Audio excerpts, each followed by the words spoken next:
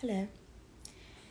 This is a bit of an impromptu live, but I was having a phone call with one of my mentees, and as I was speaking to her, I discovered something really crazy. I've been moving in this direction anyway, but I realized that shadow workers and birth workers do the same thing. They have the same exact job, the same exact responsibility. They have to have the same karmic competence level. And I'm just going to spend this live going over the synonymity of the two. I'm going to be reading a page out of my shadow workbook, the intro to Understanding Life as a Shadow Worker ebook that I just came out with maybe a week ago now. And I'm also going to be reading from the formula that I use in my 8-week initiative that I no longer offer, the fulfillment code, pretty much walking us through the steps or the aspects of karmic clearing that we should be familiar with so that we at least know where we are in the middle of that. But I think this is a really profound topic because, as a shadow worker, you're dealing with life and death. When you're karmically clearing, you're dealing with life and death. When you're giving birth, you're dealing with life and death. They're just in different aspects, but the same exact essence and principle needs to be honored and intact for it to be seen through into completion properly, right? Yeah, I'm still pregnant. But this is so important, and I'm actually, after I give birth, I'm going to become a karmically informed birth worker. Even though I'm already doing it, I'm not doing it in the realm of childbirth. I'm doing it in the realm of self-death and rebirth, which is karmic clearing in essence. But once I go over these things, it'll make more sense. But this is really mind-blowing. And I'm even going to go into how this bled out into my birth with Sharu, and how the things that I pretty much I don't know if you guys have got my ebook, but there's a page that says your responsibility as a shadow worker. And I have about 4 points that need to be honored. And if you call yourself a midwife or a doula in the realm of childbirth, and you don't honor those things as well, you're going to fuck somebody's childbirthing experience up that could have otherwise been avoided. You have to be shamanic in nature, and to do shadow work, you have to be a shaman as well. But as a mother, even if you don't use a midwife, you should be able to do that yourself. And if not, said midwife or birth worker should be able to initiate you, but they have to have been initiated themselves. And there are a lot of birth workers and doulas in the realm of childbirth that have not been properly initiated in spirit, but they're taking up the occupational title of it. Appreciate the love. I've been realizing that a lot of them are occupationally, egoically taking up the title of birth work and midwifery and all that stuff, but they don't do no shadow work. They don't know nothing about none of this stuff. They don't honor none of this stuff. And they're still very much invested into the artificial version of what that looks like.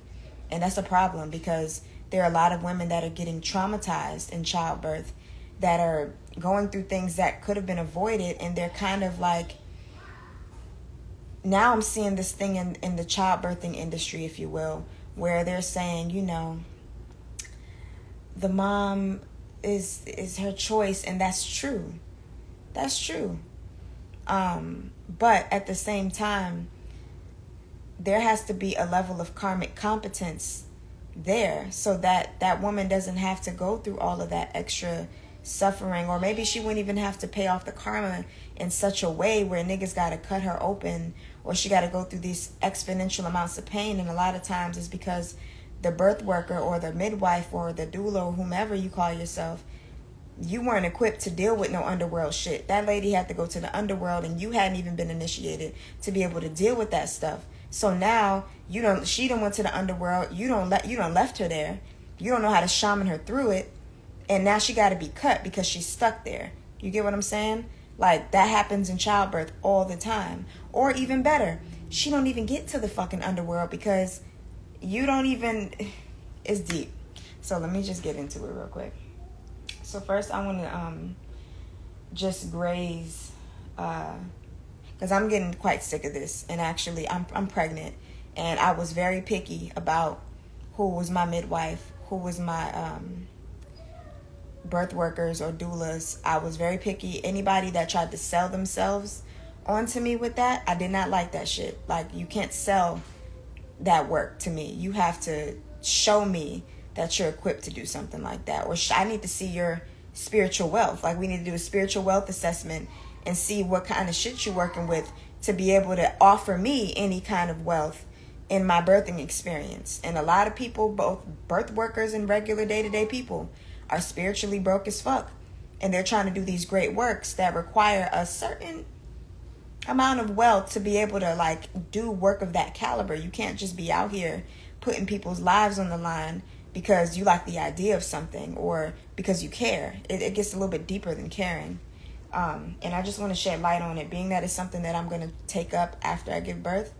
I just wanted to just show how synonymous the two were, like karmic clearing, shadow work, and birth work. Like, they're all like kin to one another. And the idea of separating the two, especially in the realm of childbirth, is absolutely bizarre. Absolutely bizarre. And there's some things that I think I'll just get into it because I'm going to keep babbling. So, as far as the basics of karmic clearing, right? You have, or I would say there's a good 4 things that you have to honor in that process, right? The first one would be recognizing that you're in limbo in the first place. Like, you don't have access to your gifts. You're in some perpetual cycle. It's painful. You feel limited. You feel dead inside or depressed or whatever the case may be. Right. And so you're in that. So then from there, something usually happens, be it spontaneous or at will, usually spontaneous. And your initiation begins. Okay? This is just karmic clearing in general. Your membership, your initiation begins. And then from there, when you're starting to get initiated, a sacrifice has to be made. This can be blood sacrifice. This can be a life sacrifice. This can be a psychological sacrifice. This can be an emotional sacrifice. All of them have varying degrees of life force energy that needs to be released as like an offering, all right, to create space to manifest whatever it is that you either need or want or both or something way beyond the parameters of either of those things, because a lot of times we're making a sacrifice for something a lot greater than what the mind can conceptualize, right? After you make your sacrifice, this is the important part that is more synonymous with birth work and stuff. After you make that sacrifice, you have to die. So a lot of people, like I've said in the past, get caught between making the sacrifice and the dying of the artificial self, rebirth of the more authentic version of themselves, right? Same thing that happens in childbirth, same thing that happens in karmic clearing. It's the same shit. Childbirth is karmic clearing. But I don't think that, like, without the foundational material that I'm going through, I don't think people are making the connection in the pattern.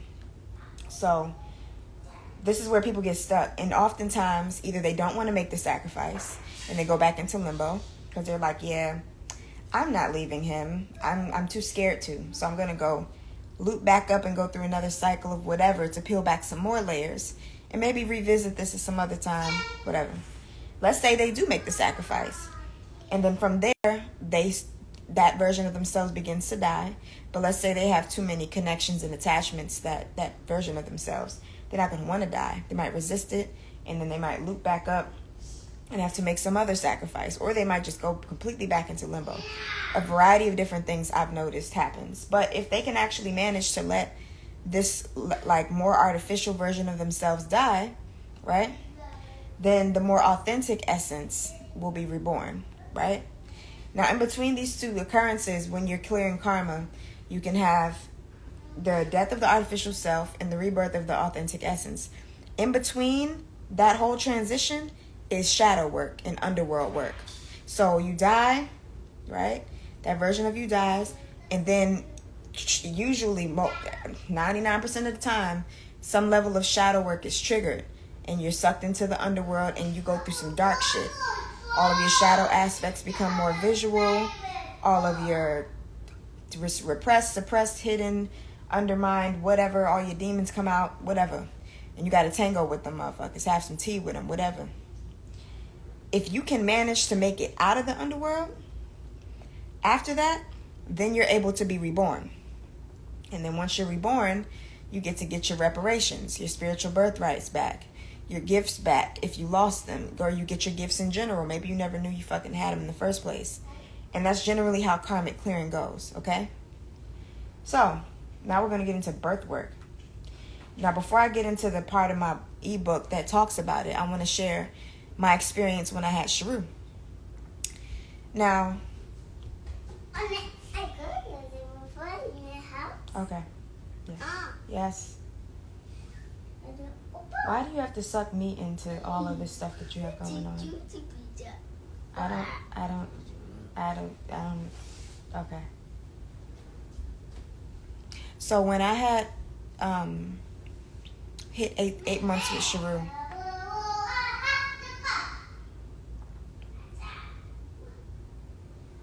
okay, when I was 8 months, that's when I hired my midwife for Sharu.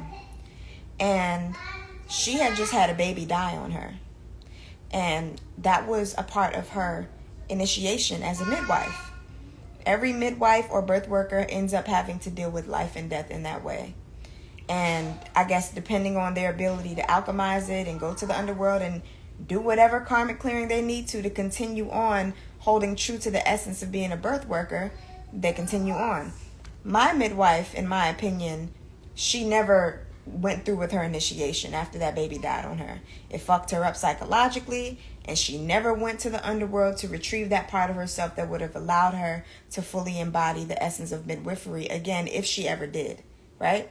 And I'm not saying all midwives go through it through the death of an infant or a mother or whatever. Y'all initiations vary, your sacrifices vary. There some like most of them seem to be more spontaneous, obviously, in the realm of childbirth, but in the realm of karmic clearing as a whole, it can be spontaneous or at will, your sacrifice that you make, right? So she went through that, and she didn't deal with any of it, right?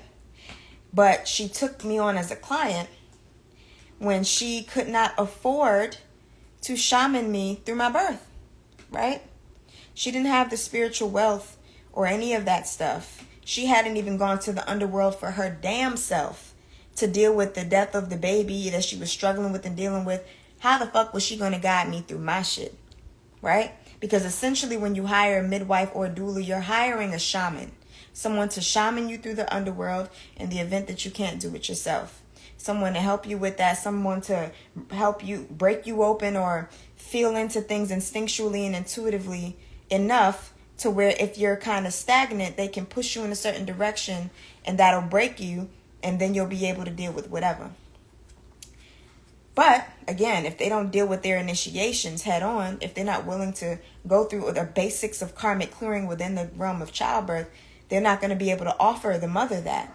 And this is some of the things that I want mothers, anybody that's expectant or pregnant, trying to get pregnant, when you're looking for your midwife and you're looking for your doula and you're looking for your birth worker, don't just look for, okay, what's your fetal maternal death rate? What are your rates? What do you do in the event that we do a transfer? That stuff is important, but you need to do the same. I'm gonna go over in a second, but the same criteria that you would need to go over when entering a karmic contract in general and doing shadow work and underworld work, you need to assess the same shit with your midwife, right? Or birth worker or doula. If they ain't dealt with their initiations, if they ain't got no spiritual wealth, if they're super duper tethered to the artificial world and you want to give birth in the natural world, you have no business hiring them. Okay? So, now she, like I said, baby died on her. She didn't go through that initiation, didn't do her underworld work, but on a purely artificial plane. We was in Costa Rica. But the physical place has nothing to do with the artificial or natural timeline that an individual is tethered to. Because this realm, it's split. I can be sitting in the same place as you, but if most of my karmic cords are in the artificial realm, and I have very minimal birthrights reclaimed on natural timelines, right, or natural realms, then I'm going to experience more of the artificial constructs that assume form. And if that's where my cords primarily are, or if my cords on our artificial timelines outnumber the birthrights that I've reclaimed on organic timelines, right? We could be in the same physical 3D density. Like, I'm looking at this door, you're looking at this door. I'm looking at this house, you're looking at this house. We could be experiencing the same thing third dimensionally. But on a spiritual level, it will really be contingent on how many birthrights you've reclaimed or not.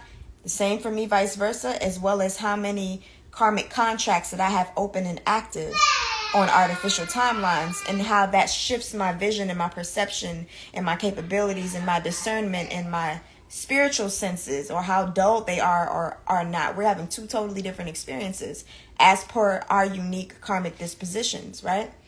So now, so I wasn't aware of all of that like that at the time. I was gifted. I was probably doing eye readings and stuff, but I wasn't karmically competent like I am now. I was not. I wasn't.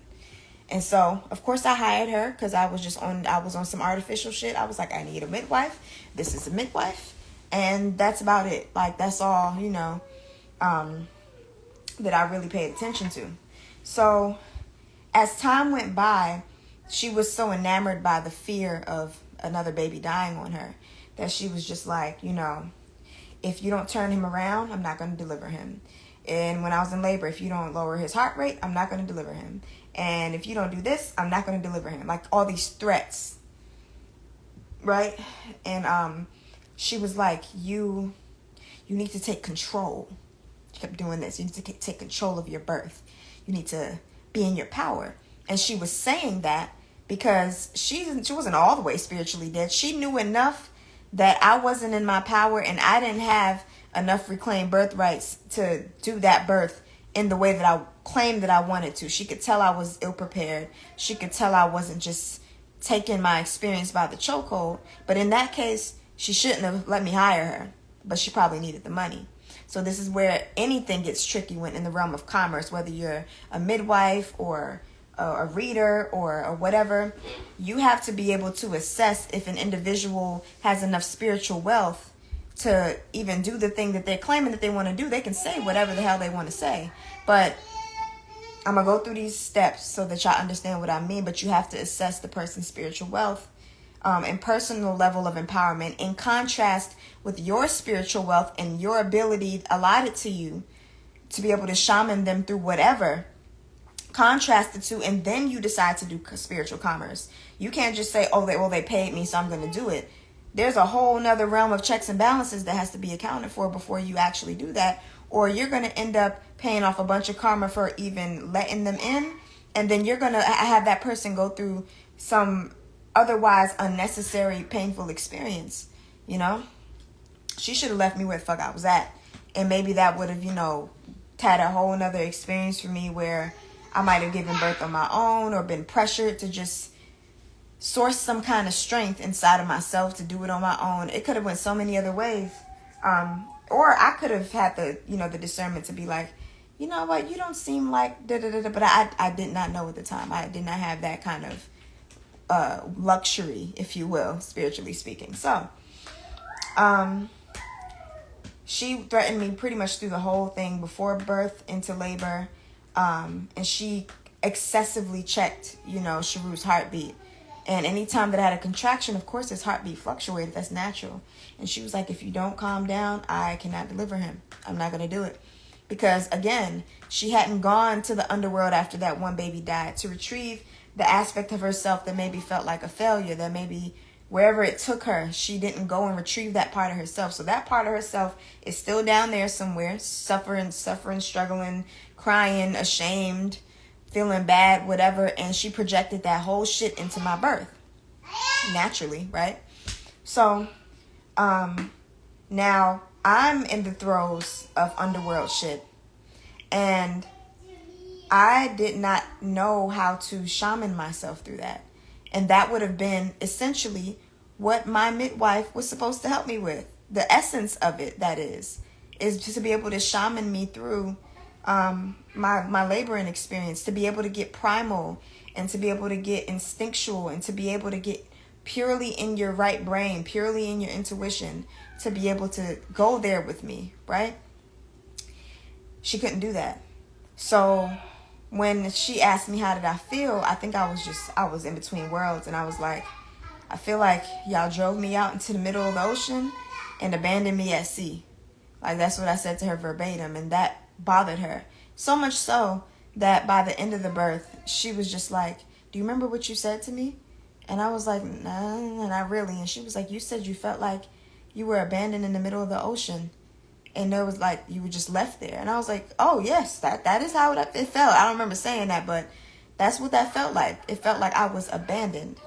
And again, I believe the whole true essence of birth work and midwifery and doula-ship and whatever is to be able to go there with the client. And she couldn't go there with me. So I pretty much went down there, and I was like down there, and everybody else that was present at my birth, they were all running from themselves. It was a mirror of me, obviously. I was running from myself. But none of them had gone to the underworld in their own unique regards to be able to go there with me and to know how to pull me out or shaman me through or anything of that nature. So I was just down there in hell.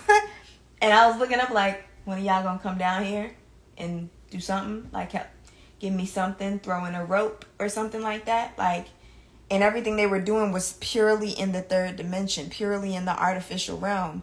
I wasn't there no more, you know? And so that fucked me up. And that is what actually traumatized me about my birth. I don't think it was so much about the contractions and the pain. I think it was being left in the underworld to be just tortured, and you're looking around and everybody's just looking at you and you're just down there. And looking back now, I know I was a couple of things. I was disassociated from my body. My breath was not correct. My breath was very shallow. I was ill prepared. I was in survival mode. I just had so much spiritual uncleanliness and so much karmic debris that I had not worked throughout the duration of my pregnancy.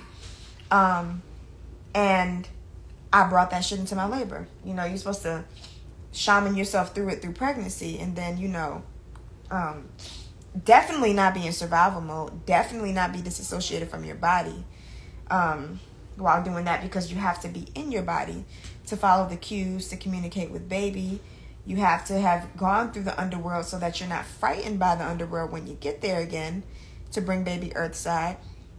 You have to be able to be willing to get primal. You have to be willing to get out of the whole artificiality of survival mode and living in your head and disassociating from your body, which I was still very heavily tethered to the artificial realm at that time. And so the way I dealt with it was very artificial. And that made it extremely painful for me. And I labored for 48 hours.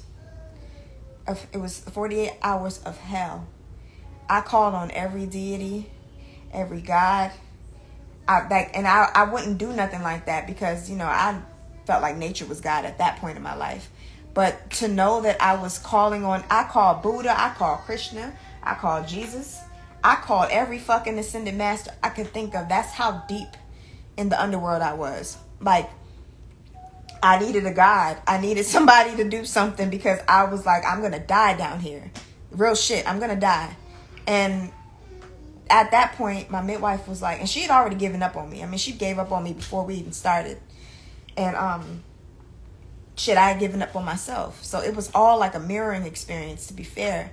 But as a woman, I am a shaman. So it was my responsibility. But in the event that I have not been initiated, it is more so the midwife's role to shaman me through my initiation so that I can then take that baton and pass it on to whomever or use it wherever, whatever. So at that point, she was like, Nikhol, you just need to go to the clinic. Like, there's nothing else I can do for you. You're just not. And I just didn't want to go, but I needed someone to shaman me through, midwife me through what the fuck I was going through. I had never done it before. You know, let alone inhabit my body. Jesus. Let alone breathe correctly. Let alone get primal. Let alone, you know, everything was all an idea. And so I was like, damn, I gotta go to the clinic. Now, mind you, at that point, I think my body had started doing the fetal ejectile thing. So it was trying to like push Sharu out on its own at that point. Like my body was like, bitch, step aside, because you're going to kill us. At the rate I was going, like the way I was trapped in the underworld and the way I could not get out, I would have, me and Sharu would have been dead. Real shit. So when you don't have the spiritual wealth to grant you whatever in the situation, you gotta borrow from the artificial realm, which is typically what it's there for. A lot of times, like, I really am, like, more of an advocate of, like, if you didn't have the wealth and something happened, you might have been supposed to die. Or you might have been supposed to go through something really, really gruesome, because that's the sacrificial element required, given your bloodline karma. And people don't want to hear that part. People don't want to hear, so I'm not supposed to go to the hospital? So I'm supposed to just die? Yeah, actually. Given the total lack of spiritual checks and balances being maintained, in contrast with that, some people do need to die. Some people need to lose a lot more blood. Some people need to go through a lot more suffering to pay off karma, just because of their karmic disposition, not because that's just, you know, whatever. And that's why the elders, you know, they'll say, like, they'll be sick with some disease, and you'll be like, oh, Grandpa, we got to take you to the hospital. You ever heard the elders say, nah, let me die naturally. I don't want to go to no hospital. They're not saying that because they want to leave you. They're saying that because they understand that whole hospital is a karmic contract, an artificial one at that they don't want no parts in, you know. And dying in the natural world organically would be a lot more sound for them spiritually than to be in somebody's hospital, on somebody's respirator, preserving life based on artificial attachments that people have, when they were supposed to go, you know, maybe for a sacrifice for the bloodline or whatever the more unique reason is for the situation.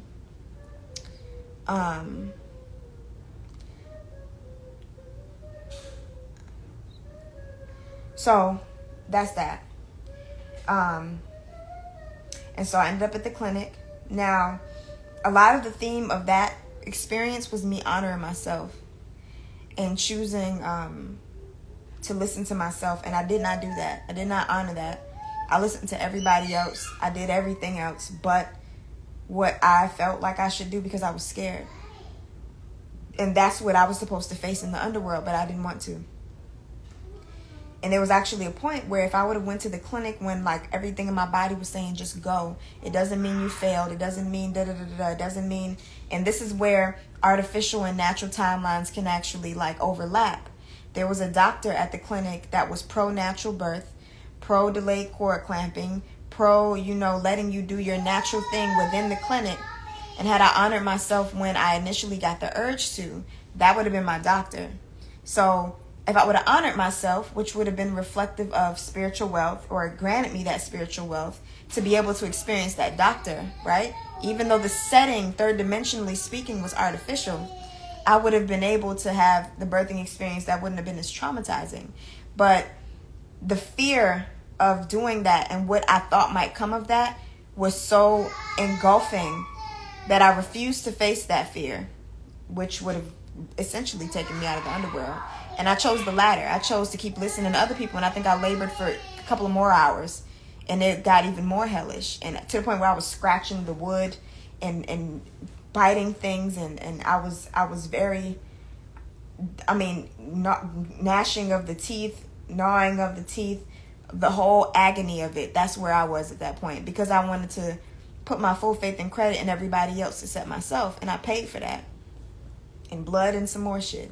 So by the time I threw the towel in, because my body just completely took over, I was like, okay, I'm gonna go to the clinic. went to the clinic, and I had to pay for dishonoring myself. A couple hours ago, my doctor was an animal. He came in, he laid me on the table. He didn't care if it was mid-contraction or not. Shoved his fingers inside of me, poked his shrew. This baby needs to come out right now. And I was like, like, it was like I got dragged through every demon realm of hell. That's what that shit felt like.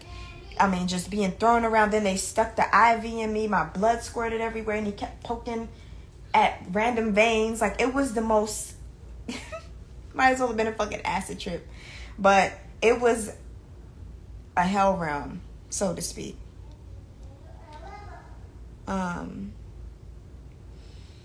It was a hell realm, real shit. And he didn't honor anything we said. He clipped the... We was like, please don't cut the cord. Snip. Blood squirts everywhere. Oh, please let's... No. He just... I was a corpse to him. Because I was in the artificial realm. Because that's what I chose. I didn't choose the natural timeline. I didn't choose myself. I didn't choose my spirit. I chose that of the mind. I chose that of the density that I was used to, because that's where all my karmic contracts were. And instead of severing them and facing the fear that I needed to, I was rocking with them. And I paid for that through my birthing experience. And I remember just being so disappointed in everybody around me. And more importantly, myself later, of course, because I can't blame everybody for that. And it was just like, so, oh God, it was like, I got to see firsthand what it's like to choose the artificial world over the natural world. And especially when we're used to doing it, we think that that's the sound thing to do. We think that that's the right thing to do. We think that that's the secure thing to do. And it's in the realm of karmic clearing and reclaiming spiritual birthrights. It's not. It's not. In that realm, there's so much more spiritual responsibility required of us. And when we dishonor that, we really do suffer. And, you know, they try to normalize it so that people can continue to form contracts and artificial timelines. But everybody low-key knows something's wrong. Nobody don't wants to say anything.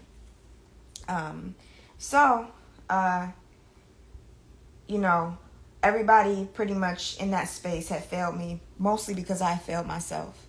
And had I, he gave me Pitocin. That was the only thing that he gave me. But I didn't have an epidural. I didn't have none of that stuff. I didn't even know he was giving me Pitocin. I couldn't even say, hey, no, I don't want that, because I didn't even fucking know that's what he was giving me. I just know that my contractions kicked up in some real unnatural way, and I couldn't think about nothing else but getting Sharu out. And when he came out, I was so disconnected from him emotionally, and I was trying to cry, but I was like dead. Like I wasn't alive. I wasn't connected to my body. I wasn't connected to my spirit. I couldn't summon forth tears and emotion for like, and she was just looking at me like, and I'm like, my baby. But I couldn't, no tears, like they're generating now, but no tears could generate in that moment. I was like spiritually dead. I could not connect to my baby. And that shit was fucked up.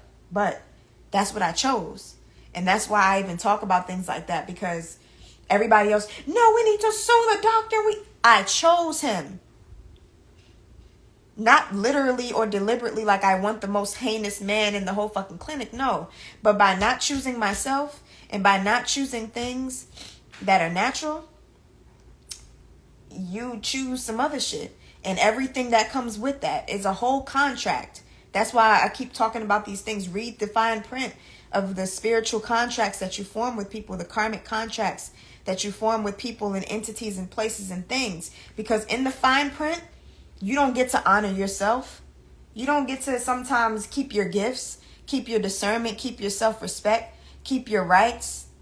You don't get to have your fucking cake and eat it too once you choose the dead life, once you choose the corporation, once you choose, you know, if you have enough spiritual wealth, then that, you know, that can vary. But most times when we're just learning when we're in the beginning stages of discerning the difference between those two timelines, you don't get to have both. And then, you know, of course, the artificial timeline, so to distract everybody from the fact that it's fucking artificial, we want to go into an outrage and we want to protest and we want to ask for reparations and all this shit. But nobody ever goes back to the conversation of Did you consent to that? Why would I consent? Think about it, though. Instinctually. Mind, body, and spirit. Did you consent to that? Let's go back down memory lane. Did you consent to that? I consented to that. The moment I said, I'm going to have more faith in everybody else but myself. And I'm going to go with what everybody else wants, even though they're not dealing with themselves. And I'm going to put my full faith and credit in them. I made a choice. I didn't sit there and say, what's his spiritual wealth like? What's her spiritual wealth like? And I'd have seen bankruptcy, treading bankruptcy, scared of life and death, scared of fucking... And then I could have made a sound decision had I actually looked at it like that. Yeah, but I didn't. So, because I was tethered to the artificial realm, so I was looking at things from an artificial lens. And naturally, everything else follows suit. So, that was my birth with Sharu. And I was traumatized. And I was like, I will never, ever have another fucking baby. Because, of course, still artificially thinking about it. I'm not thinking about the role that I played and the work that I did or didn't do or none of that stuff.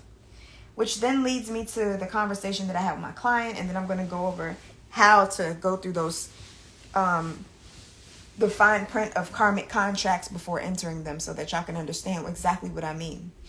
Now, bye.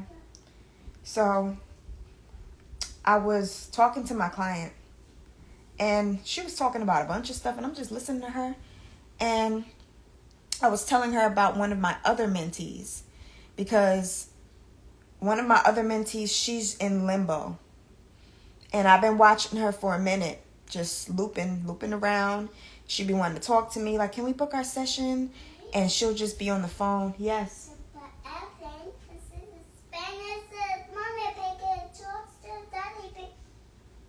You out of breath, but I heard you. The airplane was spinning in a circle and Mommy and Daddy Pig were there. I got you. It's a clear sentence. So she was just in this limbo. And I started to get to the point where I dreaded speaking to her. And I'm like, listen, so and this is only something that I started recently being able to do, which will take me back to let me tell you how I used to conduct my mentorships. I was like my midwife. This is the crazy part. That's why I'm doing this live in the first place, because being a midwife and a birth worker is synonymous to being a karmic advisor or shadow worker. You have to do the same shit. So what my midwife did to me, I did to tons of clients in the realm of karmic clearing, not childbirth, but in the realm of karmic clearing and shadow work. And I was like, y'all need to come knowing what y'all need. Y'all need to come prepared. Y'all need to know what y'all, and then come to me from that space, and then I can help you. Then I can be like, okay, this is what she needs. I'm going to show up, da-da-da-da-da.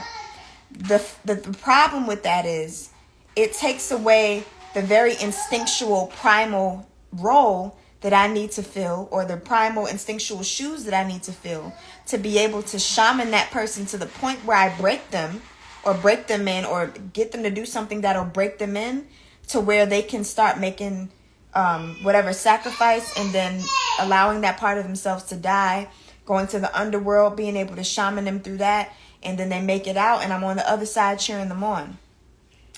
For a large chunk of my mentorship program, I was not doing that. I was like, y'all bitches need to come prepared and ready, knowing what you need, knowing what you want, and da-da-da-da-da, and then I'll be able to show up for you. But if you can't do that, I'm not going to know what the fuck to do with you. Same shit my midwife pretty much did in principle. Now, only just recently, since I've been pretty much shamaning myself through this whole pregnancy, it's been hell, literally, up until maybe just this last trimester, like emotionally, psychologically, I was straight up in the underworld the entire time. And so with my mentees that I have at present, I've been like just doing what a midwife that was holding true to the essence of midwifery would do. And I was just there with them. And if they're looping around and they're just in limbo for too long, I'm like, all right, we're not doing this. We're not about to sit here and talk in circles. You're not about to book calls to vent to me. You need to change something. We need to do something. You want to do a prana building session? You want to do a breath correction session? Because those sessions are known to break a lot of clients in. Like, most of the time when I do that session with people, they end up crying. Some people end up screaming. It's like sometimes borderline exorcism. Like, those sessions really crack people open because you're moving so many of the parts of your body that store karma, and you're working with the holy breath, and then it's just a very integrative exercise that I be doing. And I'm like, okay, you got options, because what I'm not going to do is I'm not going to sit here and watch you not progress and have you, because you paid me for that, sit back and watch you not progress. We're not going to do that. And I was like, we can do a prana reserve building session. And if you don't want to actually do something to catalyze that, don't talk to me until something cracks you open. You need to start doing things and putting yourselves in positions to, break yourself if you're not going to let me break you. Okay. Or if you're not going to let me guide you toward that, right? So that was her. I had another client. She was completely just delusional, to say the least. And I ended up we were talking, and a lot of things she was saying, I was like, what are you doing? What are you talking about? She was so out of touch with herself, but had no idea. And that's usually some shit that comes with being karmically indebted. You just be way out there somewhere, and you got to go through some crazy thing to kind of bring you back home. She was somewhere else. And I was like, girl, nothing you're saying makes sense. And she just kept going and going. And I stopped her, and I said, she was pregnant. I said, don't contact me until after you have that baby. I said a bunch of stuff, and I said, read this after you give birth. She gave birth. She came back and was like, I get it. I get why you told me, why you walked away, and why you told me not to, whatever. So then I thought of something that my midwife told me recently. And she was pretty much she had a mother that was laboring, and the mother was trying to keep it comfortable, but she wasn't progressing. She was breathing and doing the things, but she was in a comfortable, stagnant loop of labor. She wasn't going any further, but she was just in one space. And so my midwife said that, she was like, we're not doing this. Get in this position. And this was her more primal instincts as a midwife coming in. I'm assuming, I wasn't there. And she put her in a position, and it broke her. And, she started screaming. She dilated more. The contractions kicked up, and she put her in the position that sent her to the underworld where she needed to be to retrieve whatever to even get the shit going. And when I thought about her telling me that story, and then I thought about the things I was doing with my clients, I was like, that's what I had to do recently. I'm not going to sit here and watch you in limbo and coddle you or make you feel like, yeah, you're doing great, huh? No, you're not. Something needs to be shaken up.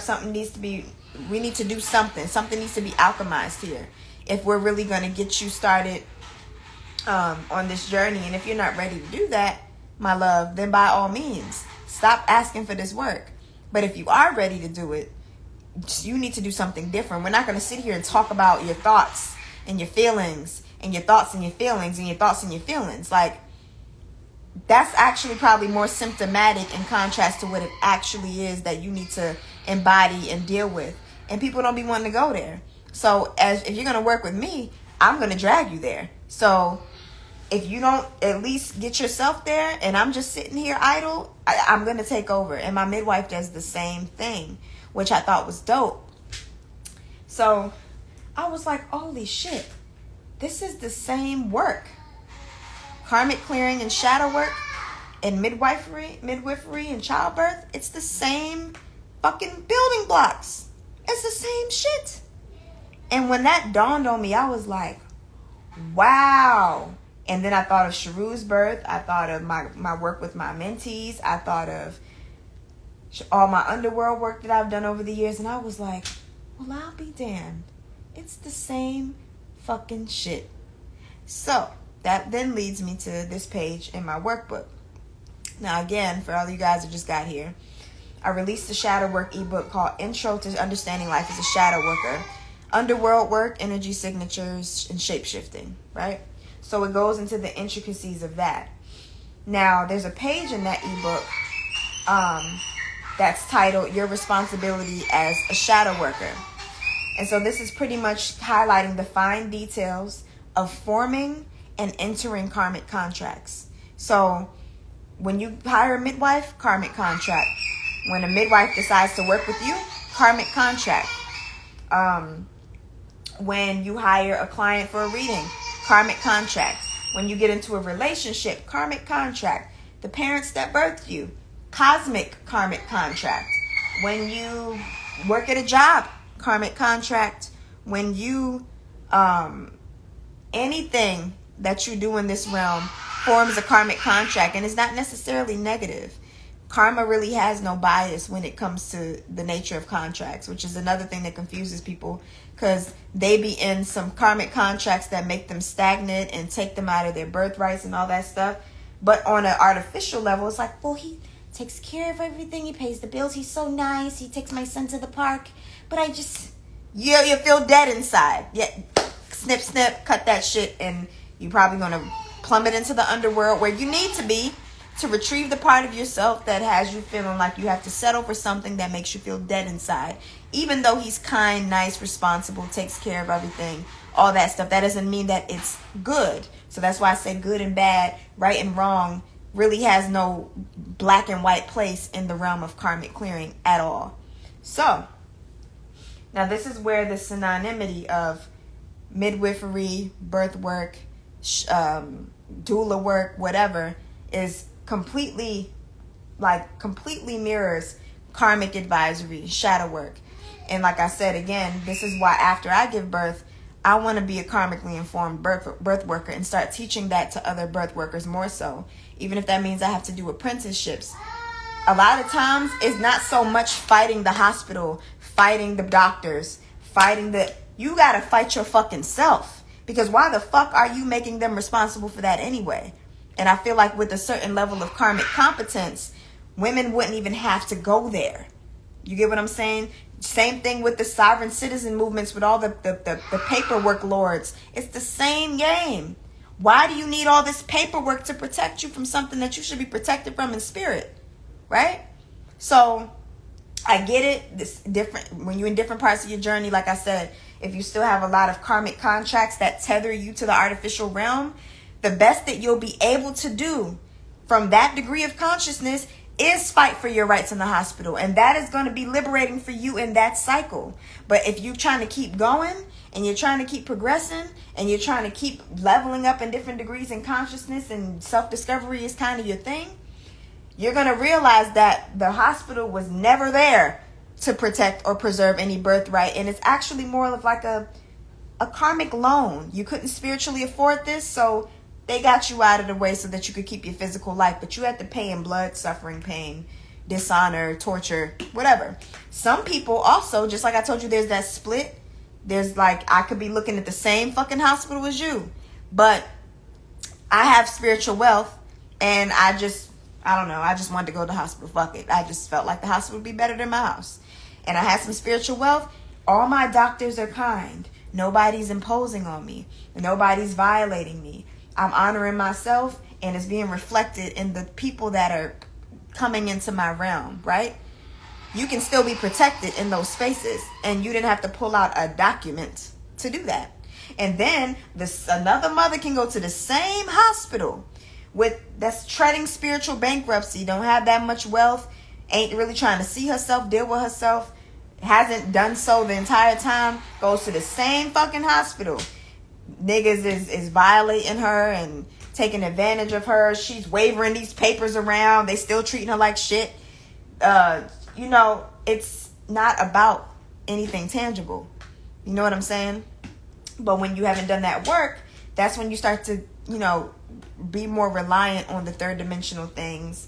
And that's why I like to call them, and TFC I did, the fulfillment code. I called them karmic loans. They have all these artificial systems in place, schools, hospitals, fucking mental homes. It's pretty much as like a net for the spiritually bankrupt, if you will. And people that hold true to like natural organic living, or at least do the work to get to a point where they see the value in it and how karmically indebting these other systems can be, given if you don't assess your personal karmic disposition before entering contracts with these systems and these places and people and things, you can really get yourself hurt.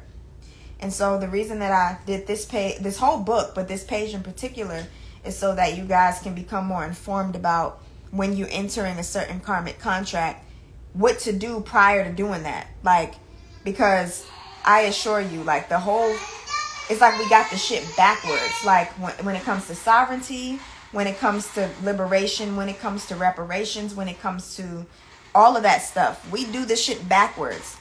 We're going to do petitions. We're going to do paperwork. We're going to protest. We're going to scream. We're going to outrage. We're all going to turn our avatars green.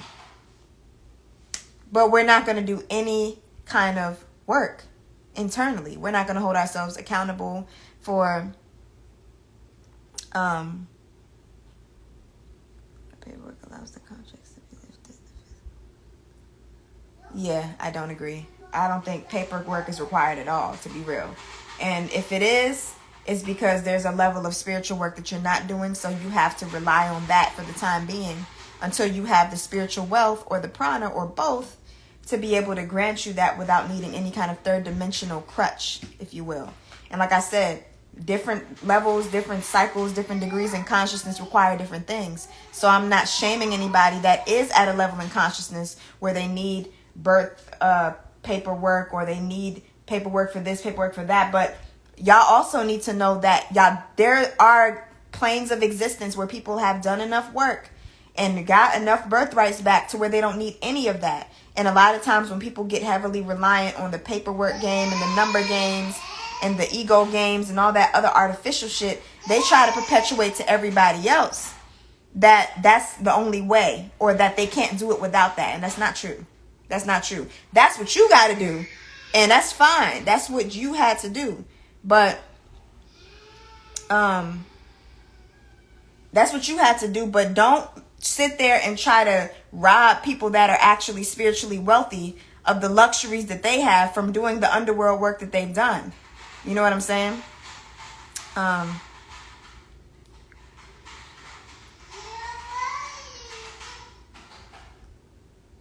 So yeah, and honestly, the work in the realm of the unseen, that reigns supreme over all material things. Everything you see in the material realm is a matter or a situation of, okay, was this honored or was this not honored? When things are dishonored, artificial shit assumes form.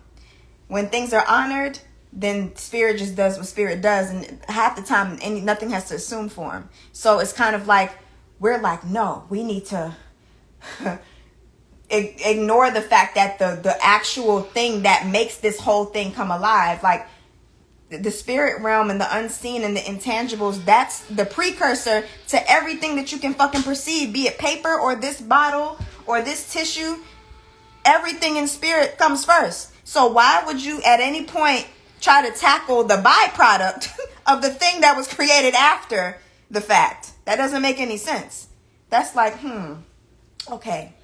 The reason that I'm coughing is because I have mucus buildup inside of me. So you know what I'm going to do? I'm going to stop the cough. Why wouldn't you get rid of the mucus in the part of your body that's even causing the cough in the first place? That's artificial shit. Those are artificial principles. Or, oh, I want to be free. I want to be sovereign. I want to be liberated. So where that goes down to is my spiritual checks and balances, growing my own food, fucking coming together with my community, holding space for people, all that stuff. That's how I become sovereign in spirit. Or you could say,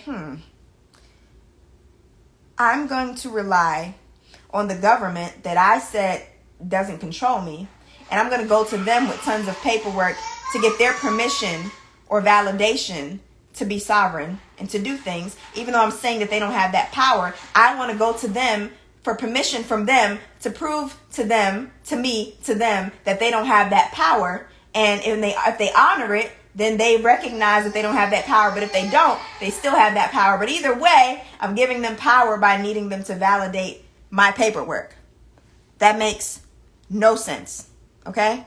So again, I'm just saying, I'm not saying I've fully broken every single artificial contract that I've been a part of. But at the same time, I'm aware of when I'm still in that. And I'm not in denial and I'm not delusional about it. I'm not sitting here trying to take a symptom of something and act like the symptom is the origin and the origin is the symptom. The symptom is the byproduct. So, and it's never going to not be that. You know what I'm saying? So, you know, even down to societies and nation building and stuff, the mothers are the coders. If y'all think y'all are going to fix all the fucking problems that are a product of what y'all call toxic patriarchy without fixing the discrepancies with the mother and all that stuff, then y'all ain't never going to fix a nation, because y'all don't honor the mothers. The mothers create the nation. If the mothers are fucked up and jaded and spiritually bankrupt and not honored and not being held accountable and all the things, what nation y'all thought y'all was just going to, y'all thought y'all was going to build on top of the toxicity and it was going to thrive? No. You have to honor the mother. She's pushing all of the people out that do the oppressing and the killing and the raping and the pillaging. Somebody's mother pushed those men out. So you got to go back to the source. And it doesn't matter what you do after that if you have not tackled the source. It doesn't make sense. So that's what I was saying. Now, so your responsibility as a shadow worker is what this page of this ebook was really talking about. So, first and foremost, it starts with cosmic consent. And cosmic consent is a really, really tricky thing because of the things perpetuated by the artificial realm. We often think like, okay, so you're interested in my service. You have $1,500 for me. I got rent to pay. Boom, boom, boom. No cosmic consent taken into consideration. Or even if you are attracted to a guy and he's not what you necessarily would go for, and then you blink and next thing you know, he's moved in with you. You missed the whole point of, like, the whole part that entailed the cosmic consent. So, I'm going to just read this excerpt and then I'm going to give y'all context. So, upon meeting someone, whether they be strangers, friends, family members, lovers, or even if they're not even the fondest of you initially, you'll often find that there is something about you that keeps attracting them to you, or vice versa, if there's like a mutual karmic resonance. Sometimes, as a shadow worker in particular, people just keep coming to you. They fuck around, they don't like you, they troll you, they sub you, make fake pages. They have a karmic resonance to you that they're not fully aware of. Maybe because you're drawing out feelings inside of them that want to come out. They may not be conscious of that, but like I said, karmic clearing doesn't have like a good, bad, negative, positive bias. It just is what it is. So sometimes people have their own karmic pull to you, and they've cosmically consented to experiencing you whether you're aware of it or not. And then sometimes it's mutual. Sometimes you can't resist engaging with the person. It could be a totally dishonorable experience. It can be a totally negative experience, or it can be a totally positive experience. But there's a mutual karmic resonance. And so this attraction can be expressed negative or positively. So don't get fucked up. Like, this is why you end up like, you know, I was living a life. I was stable. And then I met this guy. I didn't even like him. Fucked him anyway.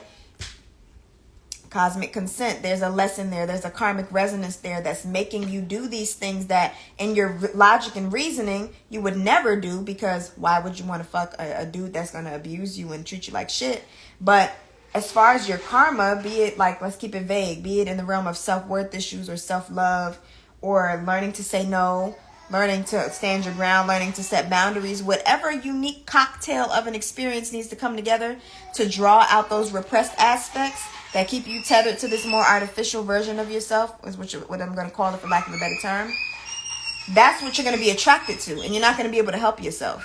And this is where people get confused with cosmic consent. That's the term that I'm going to use, because a lot of times experiences will be so painful to draw out these more suppressed, shadowy aspects, if you will, that they'll be like, there's no way I consented to that. I did not consent to that. I didn't want that. I didn't ask for that. I did not want a man that would do this. I did not want, you know, a deadbeat father. I did not want an abuser. I did not consent to that.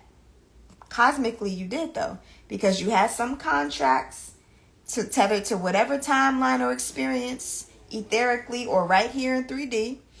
and they needed to be broken.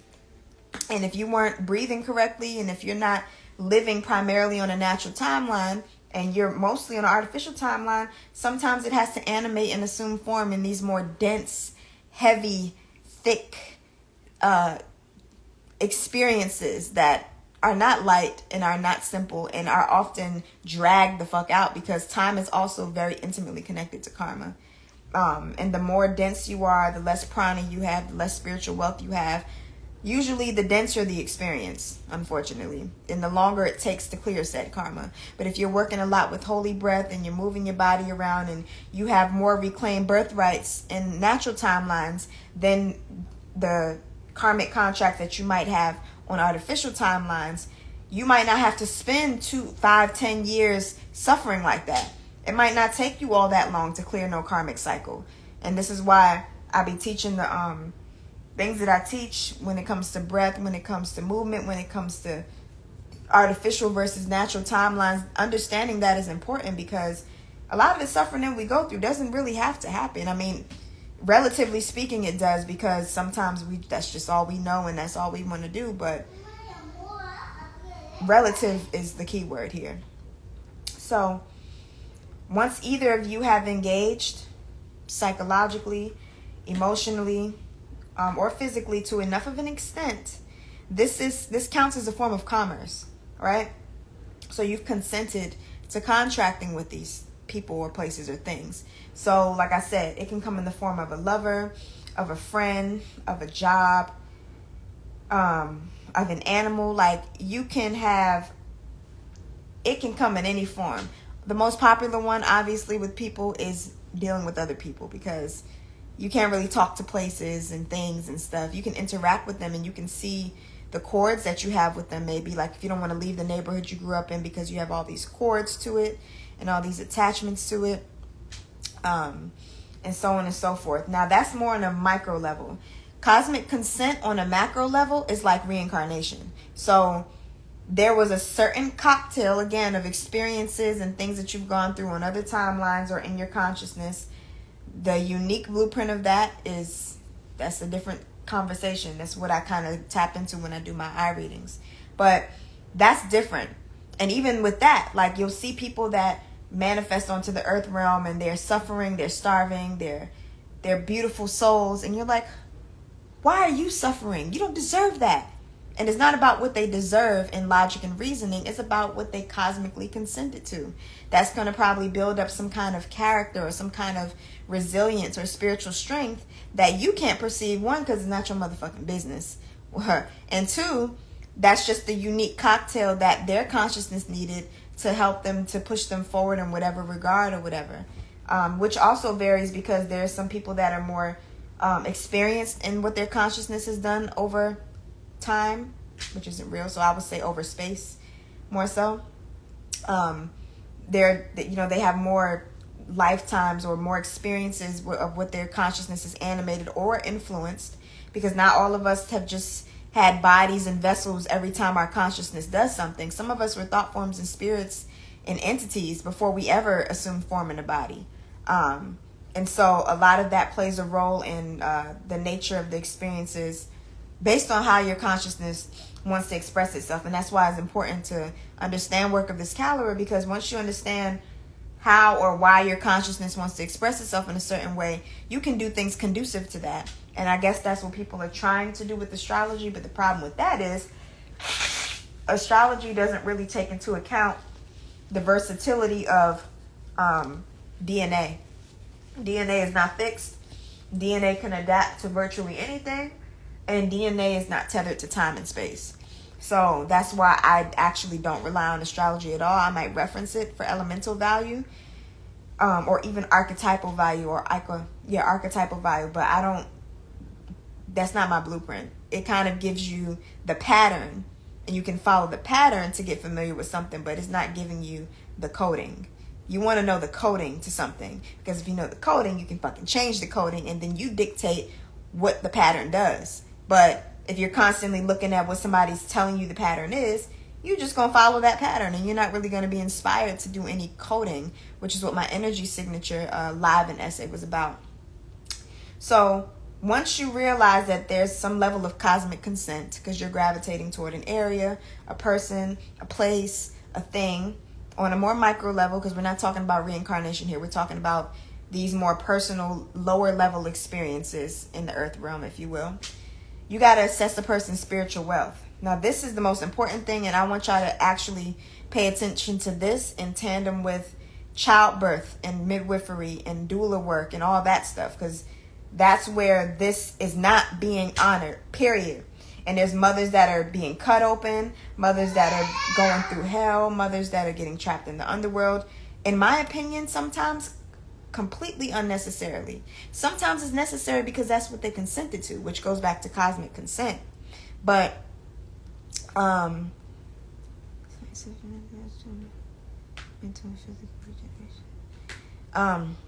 I don't care for it. I would rather my DNA teach me what it needs to teach me directly, because like personally, like just sidebar, I'm just commenting on this comment about, they said that's pseudoscience of astrology. Astrology offers much more in the mental and physical regeneration.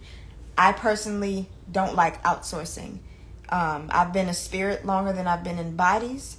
And so the way that I like to receive my downloads is very raw and very untampered and very formless. I don't need form as a prerequisite to understand things. But other people do.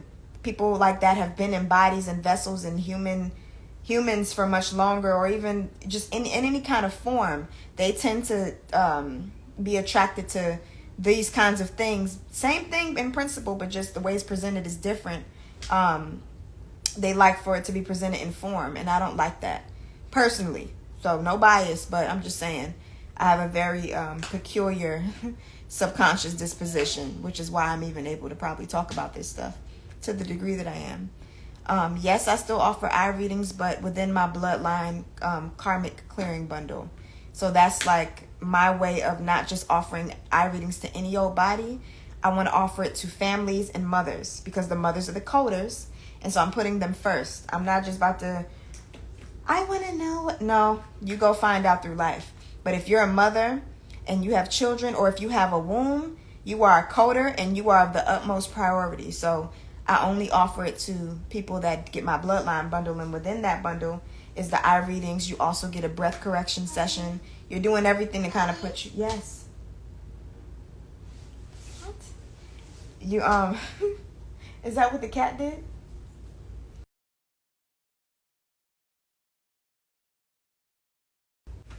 Oh my God, I hate when people call me when I'm live. Can y'all thumbs up when I'm back, or when you can hear me?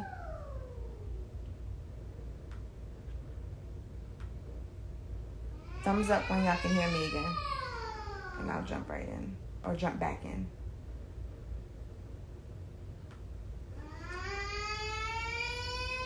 Y'all can hear me? Okay.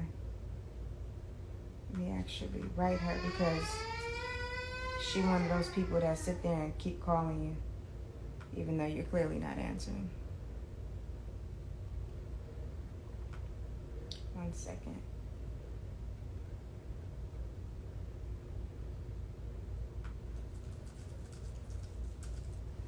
So, now, going back to what I was saying, if you don't understand what I mean by coding and things, go to my energy signatures essay in live, and it'll put it into proper context for you. So this is, we're going to talk about assessing a person's spiritual wealth. And this is important in all regards, whether you're a midwife, a doula, a shadow worker, a karmic advisor of any sort, which we need more of, because niggas is just out here.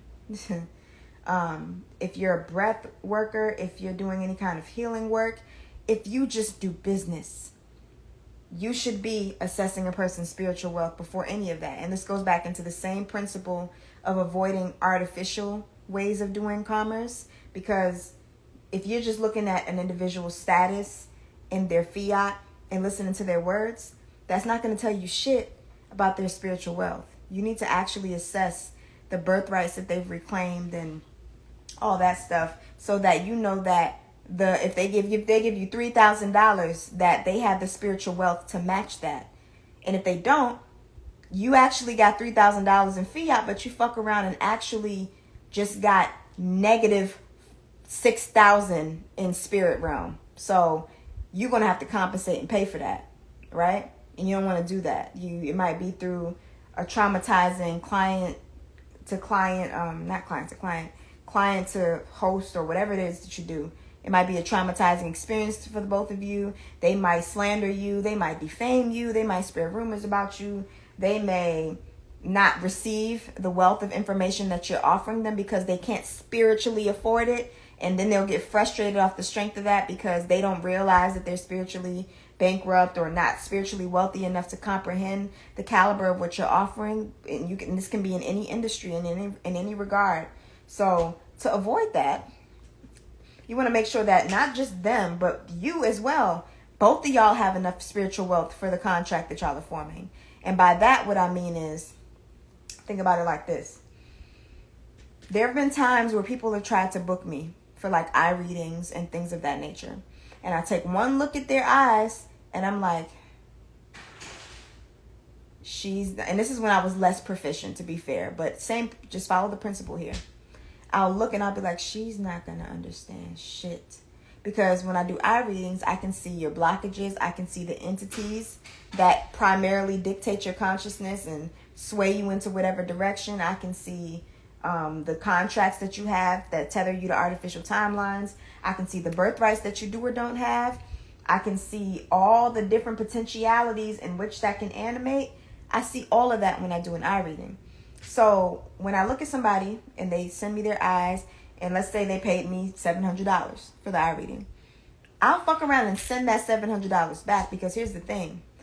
If I don't have enough spiritual wealth as a practitioner, and if they don't have enough spiritual wealth as the receiver, that's going to be a very fucked up experience for the both of us. Now that I'm advanced more and I do more breath work and I'm, doing the things that I'm doing, things are a little different in the realm of eye readings. But I remember when I wasn't breathing correctly, but I still had enough wealth to pull from the ethers and the Akashic and whatever the fuck y'all call it. I had enough wealth to do that, but sometimes there were people that were way just, oh God, honey, you need to get a loan from somewhere before you work with me. Like, you need to do something, because this is going to fuck both of us up. It's going to be a bad contract altogether. And when I didn't have enough prana, and when I was breathing really shallow, but I was still doing this work, I couldn't afford to pull and transcribe what I was seeing in a way that was conducive to what they could comprehend. And that's a real gift. That takes a lot of spiritual wealth too. It's one thing to be able to see somebody and read them for filth.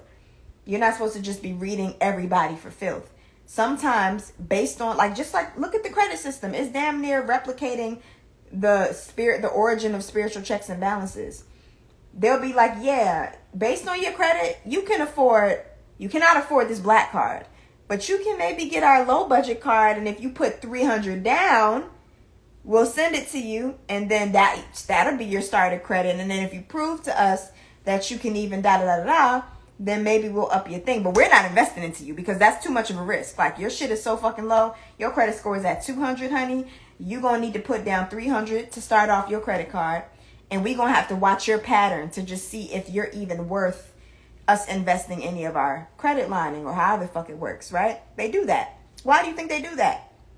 Because it would be a bad contract to literally see someone's pattern, to assess somebody's wealth, to assess somebody's credit history or whatever they're looking at prior to entering the contract, and to be like, yep, you don't pay shit on time, you don't keep up with anything, you're inconsistent, you're a poor spender, but I'm going to give you a line of credit of $300,000. That's what a lot of us do in our commerce dealings, like spiritually. Ooh, or just. What is that? Is my thingy. Thank you. Running. What? What? Are you trying to tell me that you don't want me in a bra? Running. Can you go bilingual, please? Mommy. I'm comfortable in this. Mommy. What? You get a button, get sack, right? Okay. I don't know these people, but that's fine. So,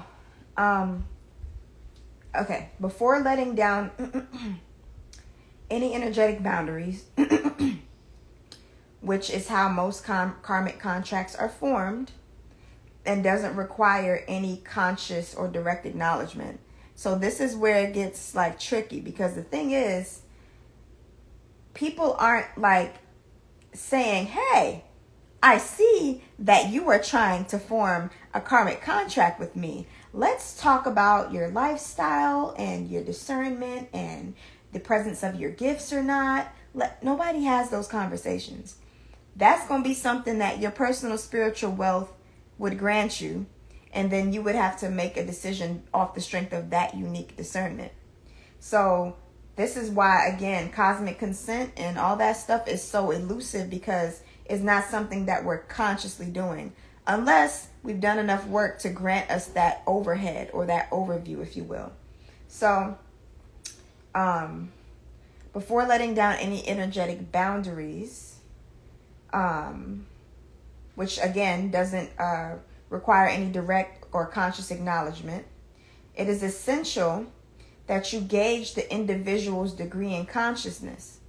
So what I mean by degree in consciousness is the term that y'all hate, spiritual rank.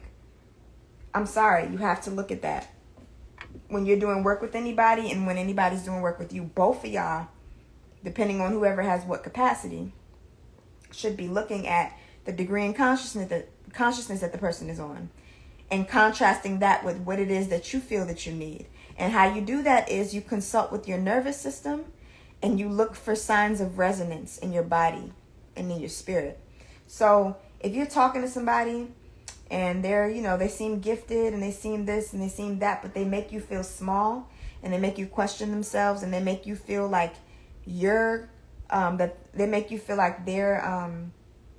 should be codependent on them, probably shouldn't enter that contract, because they have a way of doing things where they might be in this superiority complex and they might have a direct karmic resonance with your self-worth issues, and then that will not pan out well because they're not going to be able to maybe check that superiority complex, and then maybe your self-worth issues are going to just plummet you into a victimhood mindset, and it'll just be this really tumultuous, turbulent exchange that it didn't need to be, right?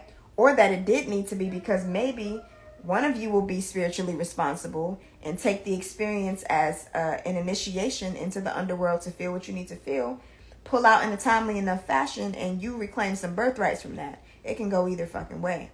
But this assessment is to gauge whether or not this person is worth contracting with, so that you can reclaim whatever birthright or what have you, right? So you got to engage the individual's degree in consciousness, as well as their allotted spiritual wealth at the moment. So if a person doesn't have the karmic comprehension level that they need, and you do karmic work, they're not going to understand shit you're saying. It doesn't matter if they have $2,000, $5,000, $6,000 for you. They can't buy competence that spiritual wealth grants them. You can't buy it. You cannot buy it. You can buy an experience with a whole bunch of crystals and bonbons and aesthetics and all this other dumb shit that people offer on Instagram. But you can't buy karmic competence. You cannot buy comprehension. You cannot buy the experiential wisdom that grants you the perceptual lens and discernment that would allow you to understand talks and works of this caliber. You can't. So if you're still in, even if you're super gifted of a healer or a seer or whatever the fuck, but let's say you're still in survival mode because you still have certain contracts tethered to the artificial realm. You might know good and goddamn well a person can't comprehend what the fuck you talking about, but you so thirsty to get $6,000 to do whatever you want to do that you end up entering a fucked up karmic contract with them, and everything that you spend that money on is cursed because it was coming from a spiritually bankrupt person. Fiat and spiritual wealth, they kind of tango in this realm, if you haven't realized. They're not directly linked and they don't directly reflect each other, but they do tango. How you spend your fiat usually can give you a lot of intel on the pattern of how you use and work with your spiritual wealth. Like, the patterns are almost identical sometimes. But again, it doesn't mean that they're the same. They're mirroring each other. They don't mirror each other automatically by a long shot. Most people that have a lot of tangible fiat wealth material wealth, there could be broken spirit. There could be people that are wealthy in spirit that have no material wealth. And a lot of that just has a matter to do with fiat is debt notes, the dollar, the US dollar that we all think has value, but doesn't. Because we don't work with our own raw currency anymore. We work with a fiat as the middleman, as the third party. And the only reason that people that are spiritually bankrupt can't use their spirit, the only reason that people that are spiritually wealthy can't bring their spiritual wealth into tangible form is because their channels are underdeveloped. A lot of the channels that can bring things into form, I've found, are mostly through the sacral and the solar plexus. If you can manage to get inspired, which is a change of breath, and work with your breath, and working with the breath is the main way that you bring a lot of the fruits of your internal labor into external fruition. And if you don't know what inspires you, if you don't live a life that is inspiring, if you don't know how to source inspiration, if you don't know how to inspire yourself, you're not really going to be able to open up the channel that would allow you to express something and bring it back in the form of an opportunity, or in the form of fiat, or in the form of someone that can take care of something for you. Like, it's not limited to money, but a lot of different things. And a lot of these channels are blocked also because of unpaid karma. So, until you pay off a certain caliber of karma, you're not really going to be able to activate certain things, Like, you can't you can't think that because you have a good car and a big house and good credit and a bunch of money in savings that automatically means that you could go out in the middle of nowhere with none of that stuff and be taken care of. You probably die. And that's the difference between artificial wealth and spiritual wealth. And they can go hand in hand and benefit each other and whatever. But when we get too extreme on either end, suffering can commence. There's a lot of people, like I said, that are very spiritually wealthy, and they're frustrated because they're like, I can't bring it into form. I want to bring it into form. And then you got the people that are physically wealthy, and they're not fulfilled, and they're empty inside and dead inside and depressed and not connected to much of anything. And they're narcissists and they're egoic, and they live through aesthetics and illusions and shit like that. So, give and take, whatever. So, gauging these things beforehand and contrasting it with your own spiritual wealth, as well as the tenacity that your present karmic disposition grants you, will be synonymous to reading the fine print. So if you're like,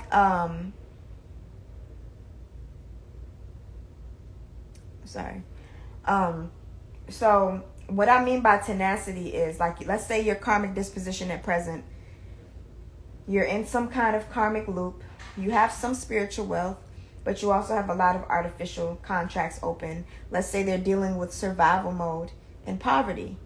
And it's not the worst of things, but it's there, right? Still active. And you're assessing getting into a contract with a roommate. And this roommate comes from the gutter or comes from privilege or whatever. You have to be able to gauge how their karmic disposition, like based on whatever it's turned their circumstance in, as well as your karmic disposition, how are those two going to interface? And your nervous system and your body will tell you before your mind can ever tell you. The way your breath changes when you interface with the person will tell you most of everything that you need to know. These are your compasses. These are your guides when you're trying to gauge, like, does this feel resonant? Does this feel this? Does this feel that? Now, mind you, again, resonance isn't about necessarily positivity or negativity. There have been people in situations that I've chosen to contract with that have been hell. But I also knew that it was going to be an extremely profound outcome, because that's the exact friction style that I needed to bring certain things to surface. So I wasn't choosing the contract based off of all positivity and fluidity and resonance and positive. No. Sometimes I know that some karmic contract that I enter is going to be staticky, and I still consent because that's how I want it.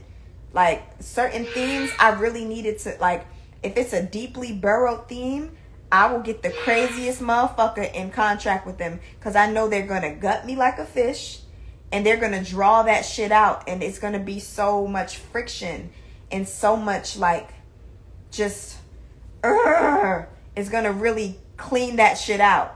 Whereas if I try to contract with a love and light bitch that's positive, and I have this theme with, you know, aggressively setting boundaries that needs to be seen through the completion, she's not going to help me with that. She's going to fucking make me more comfortable in the bullshit that I've probably been in. But it's a more positive experience, you see? So it's not necessarily like going for the positive experiences or the things that always feel good. It's just knowing that the way they interface is worth it, you know? So that's what that's about. Now, again, you also have to look at your own spiritual wealth. So if you are someone who, let's say you haven't mastered underworld work. Every time you go to the underworld, you get stuck because you let your empathy, your misdirected empathy, throw you off. You don't want to go contract with some super, super dark bitch, because you may not be able to, like, once she drags you down there, if you don't have enough wealth to alchemize your way out of that, you might be stuck down there for a good little minute being tortured. And you won't have it in you to pull yourself out. And shorty over there, she lives there, so she probably fuck around don't want to be out. So you just down there with her and she's torturing you. You got yourself a stalker, you got yourself an abuser, you got yourself whatever. It can assume form in a lot of ways. So reading that fine print using your nervous system and your body as a guide and a compass is absolutely key, and as well as your breath.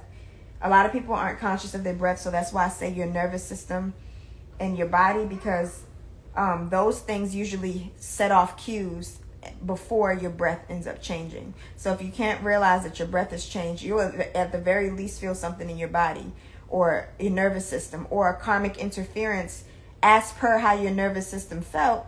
If you want to ignore your fucking nervous system, it'll be like, okay, watch this. And you go in the kitchen, you break a glass. Like, paying attention to karmic interferences can help as well. So that's that. So if not properly assessed, or if you're not attuned enough to your own subtle bodies, which is where your karmic imprints are stored, right?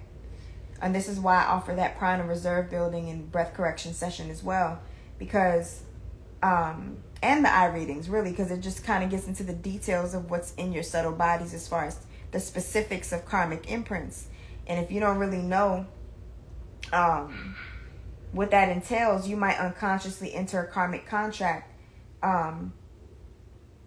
get there, and then start resisting upon those grounds. Like, you know, you have a theme with abandonment, and so pulling out of the underworld with somebody that maybe has the avatar or is animating the avatar of a son that you had on another timeline that died. You might want to stay in the underworld because it's like you get you're saying exactly what I'm about to say. Like, you end up getting attached to whatever the underworld avatar is animating, and it's only animating it so it can draw this thing out so that you can, like, work through it and whatever. But sometimes when we don't have the spiritual wealth to work through it, we just sit there and we're attached to it, and we're like in this limbo with it. We don't have our discernments, we don't have our gifts, we don't have any of that stuff, and we're just dead pretty much until some other thing takes place and catalyzes some other thing, depending on our karmic disposition. Some people remain in the underworld for the rest of their fucking lifetimes, waking lifetimes. So what if you already went through the underworld but you're stuck when you get up attached? So a lot of the specific questions that y'all have, it depends on your unique karmic disposition. So it's never going to be like a way that I can just answer that on a black and white spectrum, because what that would mean for me would mean something different for her, because we all have different karmic dispositions and spiritual wealths, birthrights, and cords that grant us certain access to things or not. So what it would be for me would not be what it is for you, and so on and so forth. So the next step is knowing when your energy signature has changed. So once you've decided that you want to contract with the individual or whatever, you have begun engaging with their toroidal field in person or at distance, depending on your proficiency level, spiritually speaking.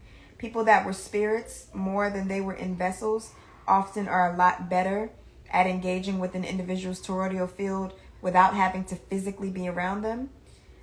This is how people do distant Reiki. If they're able to actually do that efficiently, they can interface with the person's toroidal field without being in their physical presence, and the person can physically feel the effects. A lot of people say they do distant Reiki and they barely touch my field because they're not that proficient. It's not saying that their energy isn't expanding beyond and being directed toward me, but to be able to reach me, especially given like my spiritual disposition, it might take a little bit more prana than that. And a lot of people haven't built up their prana or their chi reserve to enough of an extent to be able to do the work that they market themselves to do. And then a lot of people that contract with them as clients don't have the spiritual wealth to be able to discern the simple fact that they're not doing what they said that they were going to do. And then that's when your imagination comes into play and you start imagining that they did something and imagining that you felt a sensation, but it wasn't what you thought it was. So, depending on the intensity of the karmic contract, mutual or not, as your energy signature shifts, you may feel undying urges to animate behaviors outside of the emotional and social tendencies that are unique to who you are, that accompany your baseline energy signature. This is the part that makes most shadow workers doubt their work, because the individual that they're working with via the contract may confuse the avatar that they've shape-shifted into with the shadow worker's actual personality, and won't be able to see the shadow worker clearly until the karmic clearing cycle is complete. Cycles can take days, months, or years depending on the karmic load or imprints that an individual carries. So let's shift back over into the realm of birthwork and childbirth, right? When the mother's in the underworld, okay, to be able to shaman her through that, you have to be able to connect with and comprehend her karmic imprints. And once you can connect with those, you're supposed to be able to embody the characters and the avatars and shape shift into whatever you have to as the shaman in the situation, right? You have to be able to do that so that you can trigger her to go all the way there. Trigger a reaction, trigger the tears, trigger the anger, trigger the animal in her, okay? All of this stuff is appropriate in the underworld, right? You have to be able to do that as a midwife and a birth worker. Yeah, pushing on her lower back is cool, which has a lot to do with her root chakra and her feelings of safety. Yeah, the hip openers, all that stuff is all good and well. But there's also a point where your primal instincts, your primordial instincts, your intuition is going to have to be intact. And it's not going to be intact if you haven't gone through your personal initiation into the underworld and made it out with flying colors, right? And we learn all of this as your mentee after getting ourselves right. During and after, yeah. I teach all this stuff to my mentees. And most of my mentees, they get all like my stuff that I make. Like if I publish an ebook, I send that to all my mentees for free. If I publish a recording or something, my mentees get all that shit for free, because it kind of like builds into what resources that I would want them to review and understand when we get into different levels of work and stuff. But anyway, so if that midwife and that doula, if they haven't gone to that part of, or the depths of the underworld in that way, they're going to leave the mother feeling abandoned. And if the mother gets stuck in the underworld because she doesn't have the spiritual wealth, or because the midwife couldn't shaman her in the way that was conducive to her spiritual wealth, right? She'll end up in a hospital. She'll end up with a traumatizing experience. She'll end up, doing these different things. Now, the thing is too, the mother has to consent. And I'm not talking about consent as in she paid you. I'm not saying consent as in she hired you. I'm saying she has to have given herself in spirit to you as the shaman, as the midwife, as the birth worker. Y'all have to have established a contract in spirit, in addition to the fiat exchange, right? She has to give herself to you. She has to give you permission to break her when y'all are down there. And a lot of women never consent to that. They hire the midwife and that's it. They don't consent, cosmically speaking. They don't consent to what the midwife, the shaman, the doula, whatever, all the same thing will have to do to give them what they asked for. Whatever a form that might assume, whatever that might look like, whatever that might feel like. They don't consent to that part. And this is why cosmic consent is so fucking important. Being aware of it. Being aware that it's not a negative or a positive thing. Being aware that it's not even conscious half the time. I'm trying to bring it into the conscious with sharing this work with you guys so that there can be way less suffering, way less of people feeling robbed or throwing around the scam word. You know why a lot of people are calling people scammers?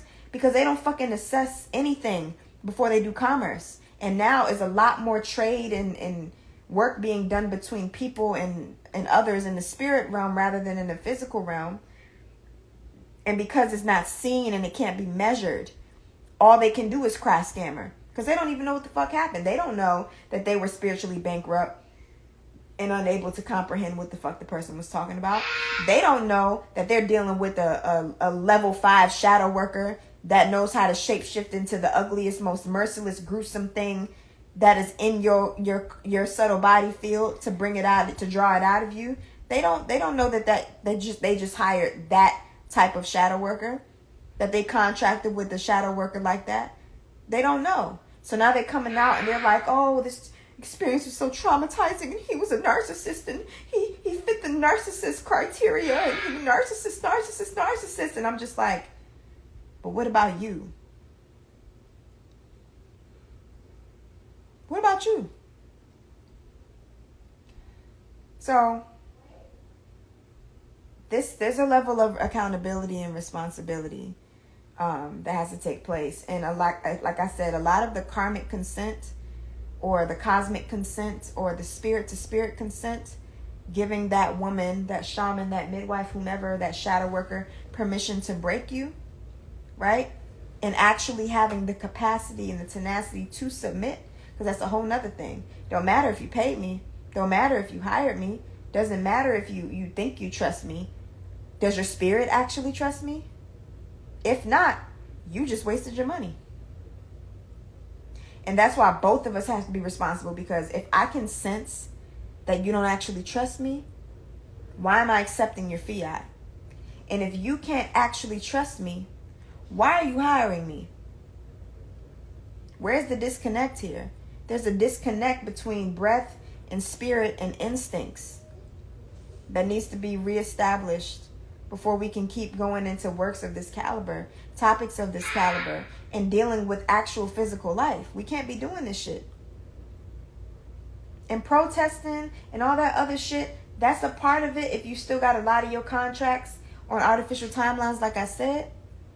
But if you're really trying to get into the nooks and crannies of this work to where you can just speak shit into existence and think shit into existence, and you're not tethered to third dimension,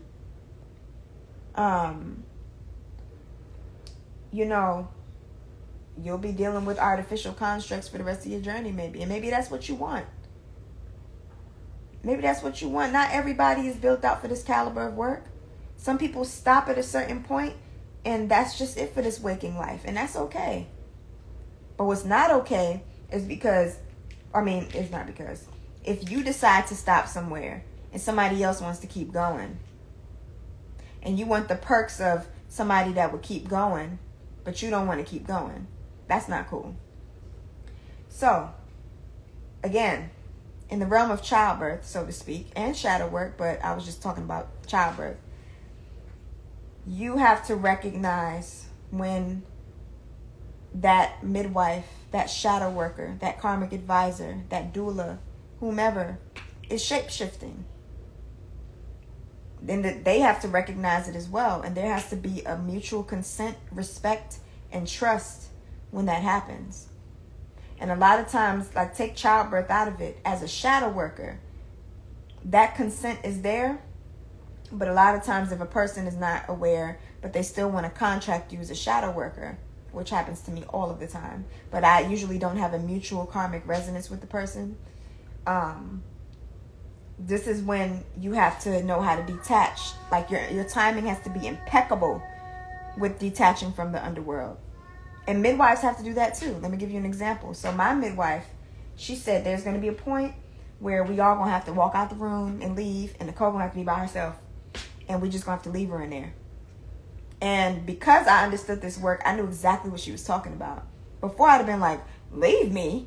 What the fuck are you going to leave me for? You know? But yes. But now I know that, so I understand what she's saying. She's saying there's a point where she's going to have to detach and pull out, and I'm going to have to be there with myself. Because she's already taken me to the door. I'm going to just have to kick that motherfucker down. Bring baby Earthside, you know? But detaching doesn't mean abandon me. Detaching doesn't mean never had the space to play that role in the first fucking place, but showed up anyway, and then realized midway that you didn't have space, and then abandoning me like before I even get to the goddamn underworld, like my midwife did with Sharu, right? So if you do not check how your empathy is distributed, this is talking about detaching despite projections and all that other stuff.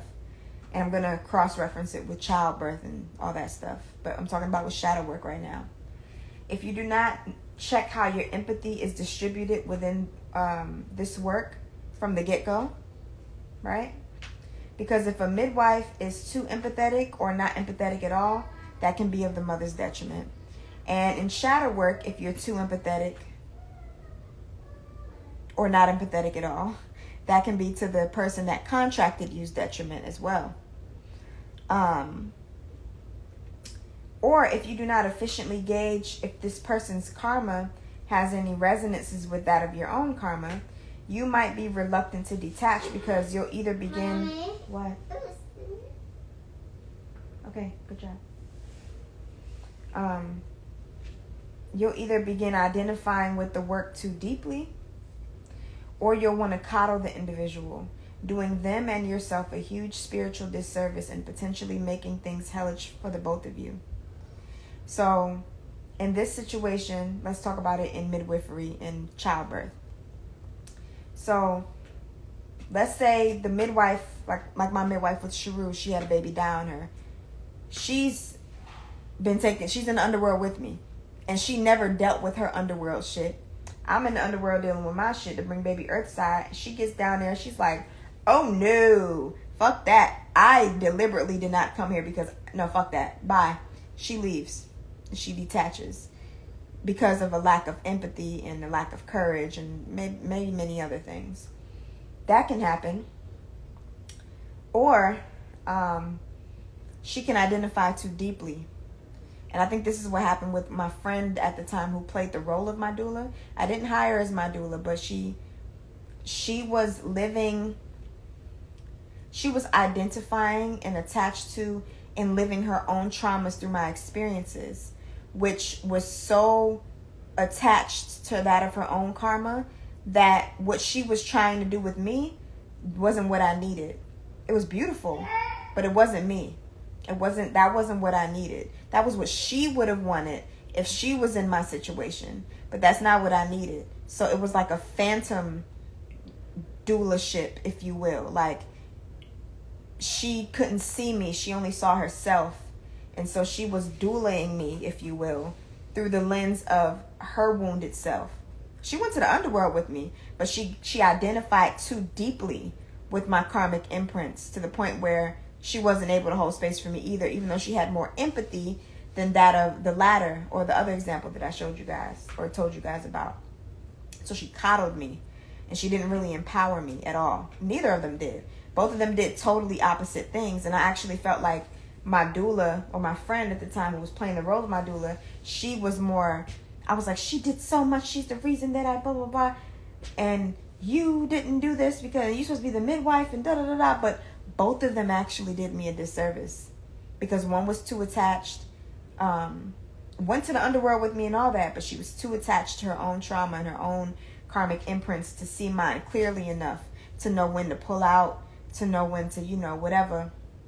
And the other was too afraid of her own karmic imprints to even go there with me, let alone stay with me and shaman me through the shit, right? And it made things hellish for all of us. And there was actually a point where I think my midwife, she tried to do what my current midwife was saying she might have to do, like we might have to leave her. She told me, she told my friend to leave me.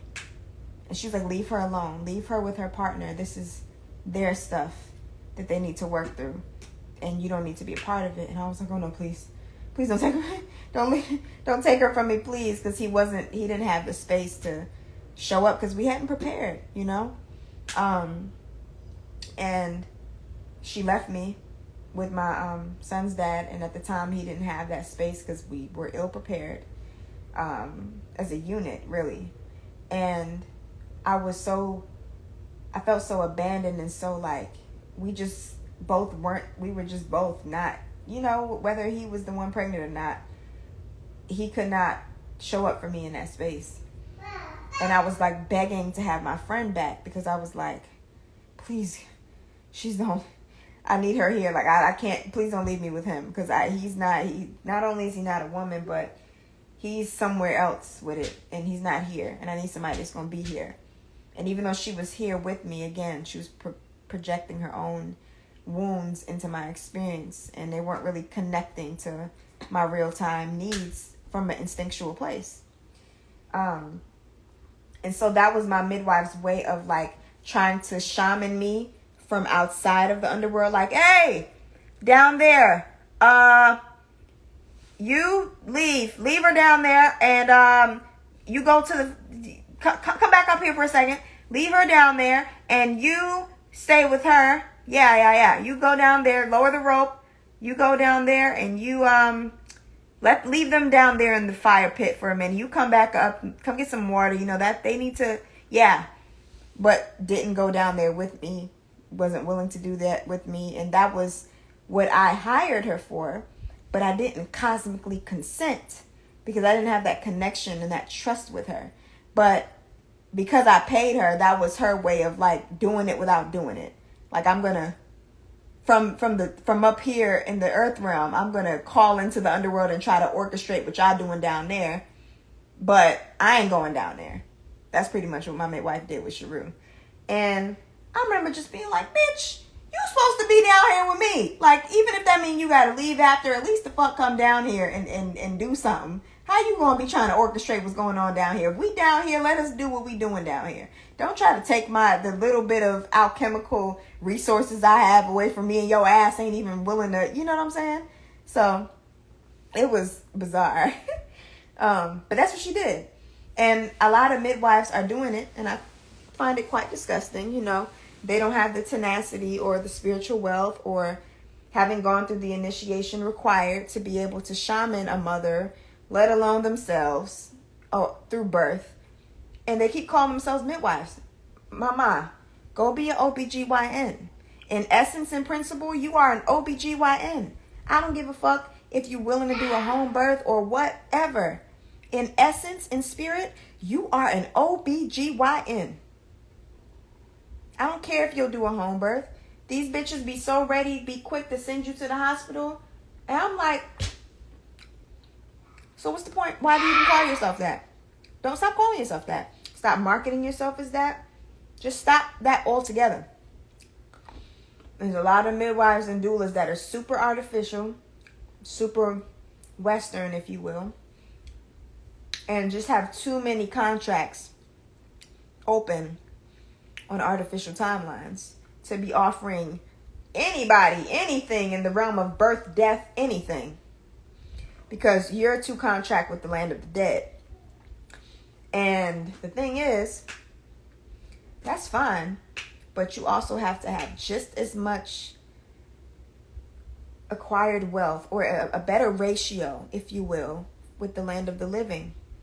And they don't have that. I remember I had a midwife before that was like, I was like, if I can't afford a midwife, I'll just free birth. She was like, that's not smart. Why would you want to do that? And I'm like, aren't you a midwife? Like, isn't the essence of midwifery about trusting the body? And, you know, nah, these are papaya enzymes, and they really taste like candy. I've been popping these shits like Tic Tacs. But, yeah, I see that a lot. And nobody's talking about it because the people that are hiring these women, some of them, they're also extremely tethered to artificial timelines. So they don't see a goddamn thing wrong with it. They're just going with the aesthetic and the idea of it. But the essence of midwifery and doula work and birth work is dying. There's no karmic competence. There's no karmic awareness. There's no courage and heart and spirit when it comes to underworld work. Them bitches don't want to go there with you. They want to sit there with their mask on, with their notepad like a fucking OBGYN, calling themselves midwives, and be quick to be like, yeah, liability, bitch, go to the hospital. They're not willing to go there with you. They're not willing to factor in all the risk and rewards that actually come with the practice and still go there with you. If you scared of a baby dying or a mother dying or death or all of that shit, go be an OBGYN. Even though the hospitals kill more people than midwives on a daily fucking basis. Ain't nobody talking about their maternal rates and their fetal death rates and shit. That's something that you can't dodge when you get into that work. So, I would like all of the midwives that are trying to be midwives, that don't want to hold true to the principle and the essence of the practice, do us all a favor and stop fucking calling yourself that. It'll save a lot of people a lot of time. And then if you call yourself being a mother that wants to do a natural birth, navigate that with your spirit. Don't navigate that with your mind, or at least try not to. If you have a bunch of artificial timeline contracts, you probably won't be able to help yourself, to be real. But if you can help yourself, really ask yourself, are you looking for a home birth experience, an empowering experience where you get to do? If so, don't prepare like you go into the hospital, which requires no preparation, because you're not going to the underworld and reclaiming all that stuff. Like, you're getting all these interferences, all these karmic loans to compensate for the work that you're not strong enough to do or not willing to do, or shit, maybe the sacrifice is too big for you and halfway through you're like, oh, to bring this baby earthside I gotta do what? Nah, cut me open, I'm good. You know, like, if that's how you want to do it, just make peace with that and do it like that. But, yeah, put your pants down. But, you know, pick a side. You know what I'm saying? I'm not saying if something changes, don't change. Like, change with the wind as you please. But when I realized just how shamanic so many of these things are, from shadow work to birth work to what you doing? From shadow work to birth work to karmic clearing. Are you pooping?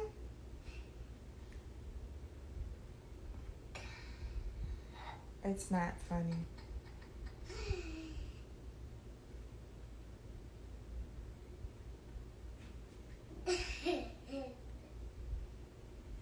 You all done?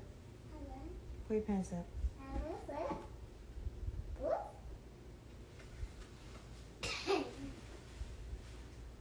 I don't know about you.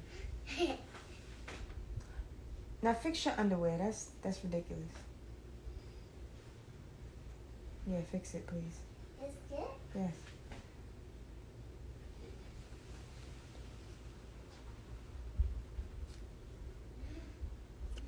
So yeah, all in all, to wrap this up, I wanted to say, I wanted to shed light on this because when I realized that I've been doing birth work this whole time, not in the realm of childbirth, but in the realm of karmic clearing and shadow work It's the same fundamentals. Literally, it's the same fundamentals, the same principles, the same everything, practically. The only difference is the nature of the death and rebirth. In the karmic clearing, you're dying and rebirthing as per that karmic cycle's theme. In childbirth, you're rebirthing as a mother, plus whatever karmic cycles that entail for you. In shadow work, which kind of is synonymous with karmic clearing, so they're essentially the same thing. The same applies. And I'm just like, if we could get a little bit more, competent and comprehensive with this kind of work, then there will be a lot more spiritual checks and balances maintained. There will be a lot more spiritual cleanliness and a lot less interference, because really, a lot of shit just need to be left alone. Like, y'all doing too much. Like, if you're not equipped for that, don't do it. If you're not willing to put in that work, don't do it. But it's like when we get married to ideas and we're not like acknowledging that we're not actually ready or willing to show up in spirit, that shit is traumatizing for us. Acceptance is so key. Accept it. If I would have just accepted with Sharu's birth, I'm scared. I'm not trying to prepare myself. And, I don't have support, but I'm not willing to walk away from this type of support, this lack of support, and get the support that I need. If I would have just been real with that, I'm not saying it would have been what I imagined it to be, but it wouldn't have been that. That was like a phantom experience. And so many people are having phantom experiences, is what I'm going to call them. Like, where it's like the form without the substance, which is the artificial timeline blueprint. The form without the substance. Yeah, I have my midwife and I have my crystals and my affirmations and but where's the substance of it? Where's the substance of that idea that you have, that you're perpetuating to yourself, that you're going to have just because you want it mentally? If the substance is not there, you can kiss that shit goodbye. And that blueprint, that artificial blueprint right there, that's even consistent in relationships. Sometimes we meet a guy, is the form without the substance. I'm like, oh, wow, he's doing great work. Oh, wow, he's brilliant. Oh, wow, I could see me doing this and him doing that and us coming together and doing this. What does the substance say? Spiritually dead, empathetically dead, no emotional intelligence, abusive, all these things that completely clash with my idea. So, I challenge y'all, and I'm continuing to challenge myself because it still comes up for me to this day. But challenging y'all to be careful with the idea of things that y'all have, be it your birth, be it your lovers, be it certain experiences. Don't go for the form without the substance. That is, the artificial world has us so programmed into operating like that and discerning like that and moving like that and contracting like that and doing commerce like that. You can have something with no essence and no life and no spirit and no instinct and nothing primal or primordial about it. But because the aesthetic is like this and the status is like that and the whatever the fuck that has nothing to do with your spirit or principles being upheld, you cling to all those artificial things. And then you act confused when your experience isn't what the fuck you wanted it to be. You have to consult with your spirit first. And so, say all that to say, once I give birth, I really look forward to getting into, I guess, my own version of training midwives and doulas and stuff in karmic comprehension. Because I really do think it would provide great remedy for birthing experiences with women, and just being raw and authentic as a midwife. Like when you have a client come and you can see that she's not empowered and you can see that she's not willing to do that work, don't fucking take her money, bro. Have some integrity. I don't give a fuck what bill you gotta pay. That shit is gonna eat your shit up in another area of your life. Your bill gonna be paid, but you fuck around, break your leg, fuck around, get sick, fuck around, lose your house. Cause you're being so thirsty for the fiat. You know you can't, if you know she not at the level of wealth that you would need her to be to do what you doing or do what you need to do, given your karmic disposition, or if you know you not willing to go to the underworld with her and hold that kind of space, don't take her fucking money. Don't take her money. Leave her be. Let her find somebody else that's more conducive. If she's offended, oh well, that's another thing for her to work through. Shit, it might be the only thing she gets to work through, and that'll do her a great service. Shit. This shit gotta stop. You know, and like I said, I ain't shaming y'all. I've had my fair share of poor karmic contracts in the realm of karmic advisory over all these years. And I'm saying that shit from experience. Like, y'all think y'all really be like, you know, just doing business. Business is dead. This ain't business. For lack of a better term, we say it may be sure, but business is a corporate thing. It doesn't require the spirit. It doesn't require the instincts. It doesn't require authenticity or integrity because it's business. That's all when people do fucked up shit in business that has no moral, upstanding anything. They like, it's just business. AKA, yeah, it's business. We don't need to have integrity in these realms. It's corporate. And if you're doing work of whatever caliber, you're not running a business. You got to honor your instincts, and your internal workings is not going to be reflective of that of a business. And if you want something lucrative, keep the sacred shit out of it. If you are in it just for it to be lucrative and make you a living, keep the sacred shit out of it.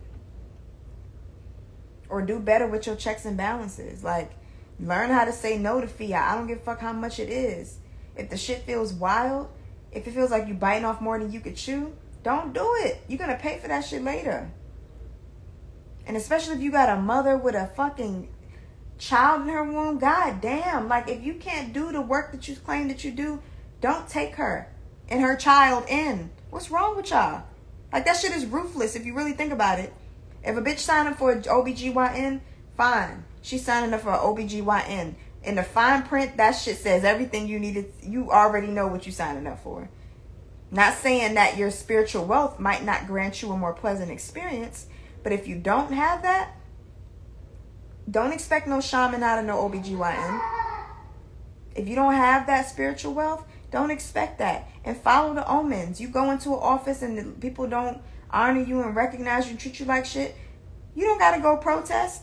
You got to go figure out why the fuck you even allowed yourself to go there. And if you're going to keep allowing yourself to go there and dishonoring yourself, or say, you know what, I'm scared and I don't know what I'm going to do, which is going to throw you into the underworld in a more minute way. I'm scared. I don't know what I'm going to do. I'm pregnant, but ain't nobody about to treat me and my baby like that. Straight up. Fuck her. She's fired.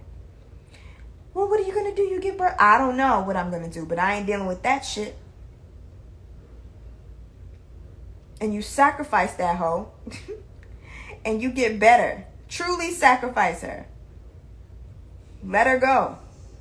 And let something else come in. And whatever shadow work comes up, the fear of not having what you need during childbirth, the fear of something bad happening, the fear, all the attachments and the value that you've added to OBGYNs and hospitals, do that shadow work. All those false values that you've added to them, work through that.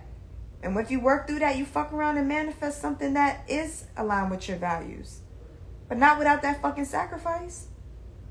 And you can't fire her and say, I'm going to find another OBGYN. Like, no, you got to throw the baby out with the bathwater. Throw out the fucking full faith and credit that you put into her. Get rid of her physical form. Get rid of your emotional attachment to her. That's full-fledged sacrifice.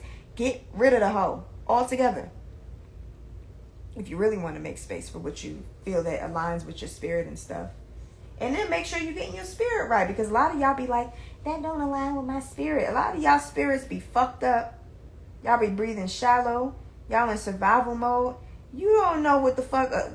align with your, like, the spirit that you think you aligning with, you ain't even embodying that, because you in survival mode. So you either not breathing or not breathing at all. So what the fuck you know about what aligns with your spirit? What aligns with your spirit when your breath is shallow is suffering and lack and left brain decisions and logic. That's usually what aligns with your spirit when your breath is shallow and stuff. So make sure you fixing your spirit before you go listening to spirit and calling yourself aligning with spirit, because your spirit changes quite often. And, you know, even the science of that, like, I just love hate. Love in a sarcastic way, but hate in a literal way. How much people say spirit said this and spirit said, which fucking one? Which spirit? Which spirit are y'all talking about? The breath when you was in survival mode? The breath when you had self-worth issues? The breath when you actually channeled some holy breath? The breath, which spirit? And why y'all acting like the spirit and ancestors and God is all synonymous? What is that about? Ain't nobody gonna talk about that? Like the propaganda and the bullshit and the lack of, like I said, comprehension in spiritual communities really is mind-boggling to me. And I'm not trying to judge y'all, but I am trying to dismantle a lot of illusions and misunderstandings that people are literally, like, they low-key understand what the fuck going on, but they are capitalizing off of your ignorance, right? Don't be ignorant. So, yeah, that's it. If you want to learn more about what I shared, my ebook is for sale. I did put, and this is just because of the lack of comprehension, I did put my sleep deprivation workbook back for sale. That's like for beginners. If you still think that anything that feels taboo is the devil, don't buy my shadow work ebook. Just don't. Don't even purchase it, because you're going to traumatize yourself.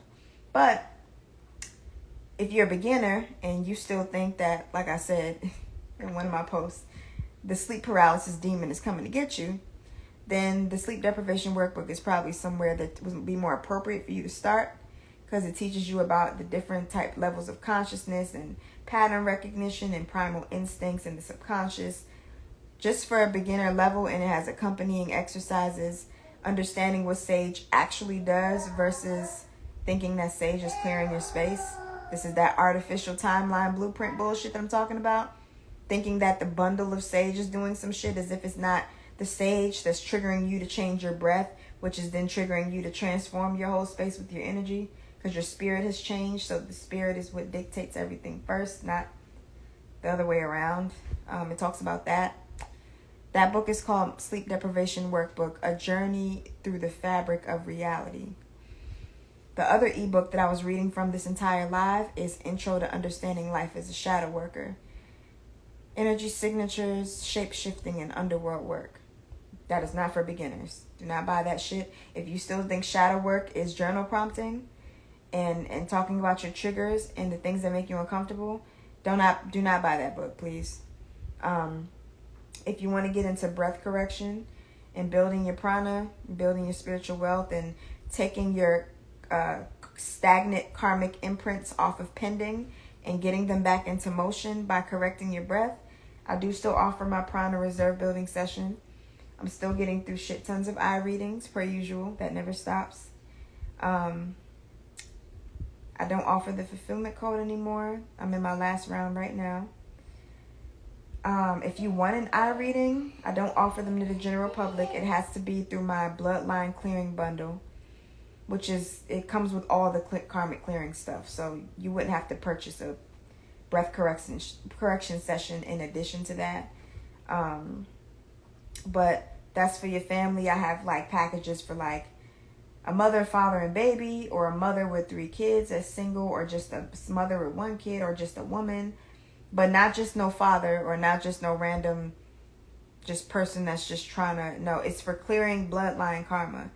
And like I said in my question and answer recording, which is also still available for purchase if you enjoy my last live on energy signatures, the bloodline changes as per the karma that you clear. So you're always shifting and aligning with a different genetic bloodline. It's not just like, oh, my last name is Johnson. So the Johnson family, all the way down the lineage, linking back to North Carolina somewhere. Like, that's the DNA and the bloodline of when you first incarnated.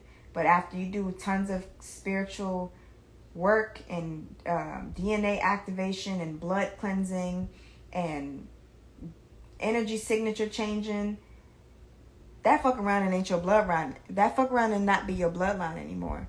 So it's really like recalibrating you to the highest bloodline that you're actually linked to as per your genetic disposition, which changes. Y'all be sleeping on DNA. I don't know why. And some of that's not for y'all. Like, some of y'all gonna stick to the same bloodline for this waking life, and that's okay too. There's lots to be learned in any regard, but just depends on, you know, what you cosmically consent to. So yeah, that's that. Anything that you need or want is literally in the link under my bio. If you have questions, you need to book a consultation. Like, I can't give you black and white answers from a live stream or a comment section. I have to literally look at you. I have to see your eyes. I have to see the way the karma has imprinted on your body. I have to see all these things before I can give you an answer. And even then, sometimes I'm not supposed to give you that answer, but I will give you omens. That's one thing that I do. Like, I do. Like, sometimes a person will ask me something and they'll be like, oh, I had a hiccup, and that hiccup just makes me feel like, and they'll go into this whole cosmic thing without realizing it. And then they'll come back and ask me like a really artificial third dimensional question about something they know good and goddamn well that they got to go through to be able to answer for themselves. And then I'll circumvent it to one of the moments where they were alive during the call, and I'll connect them to that moment so that they can pull from that spirit or that breath. And usually that works. It's like a really nice like transition because I don't do artificial work. So you're not going to get on a consultation with me and be like, hey, so I'm with my partner. What should I do? You tell me. You're with him. Like, what the fuck? You know, and a lot of times, like, the fact that I'll even go into the principle of it. Like, the fact that you're asking me is your answer. Like, why are you asking me that? You know, like, a lot of the answers are right in the questions and the intentions of the call or the question and stuff like that. So I have no problem spinning your ass back around your own block and pointing you into the direction of any kind of spiritual aliveness that you show me or reveal to me, and put you back in that space to answer your own questions. Because I want to put you in your pattern recognition and your primal instincts, not your logic and your reason.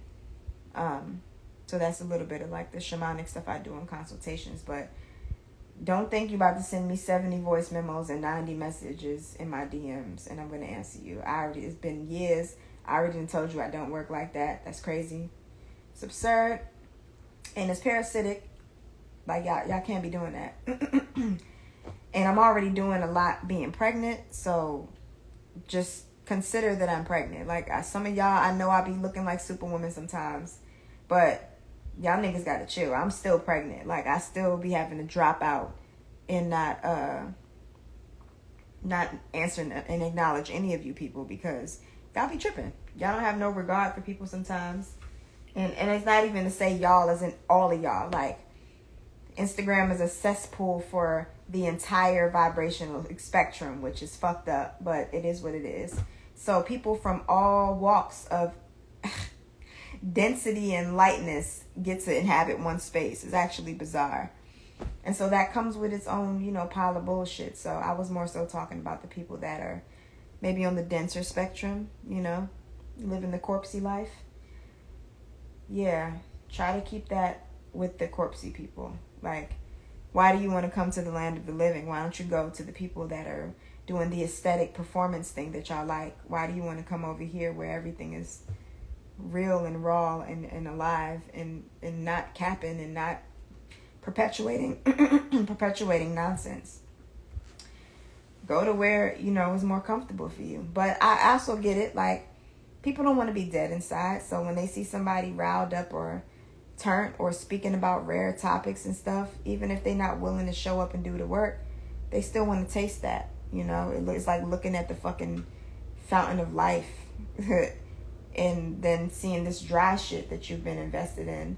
And even though that's more appropriate to the work you've put in, human desire is what keeps this shithole going. So we're going to want to go after what we've put no work in toward if we're living that artificial life. So I get it. But just know I got boundaries now. So that's that. I will talk to you guys later.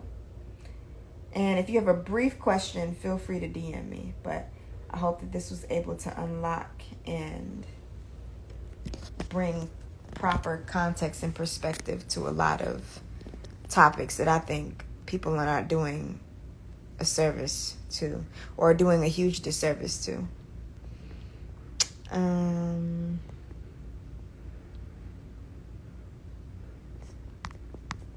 Okay.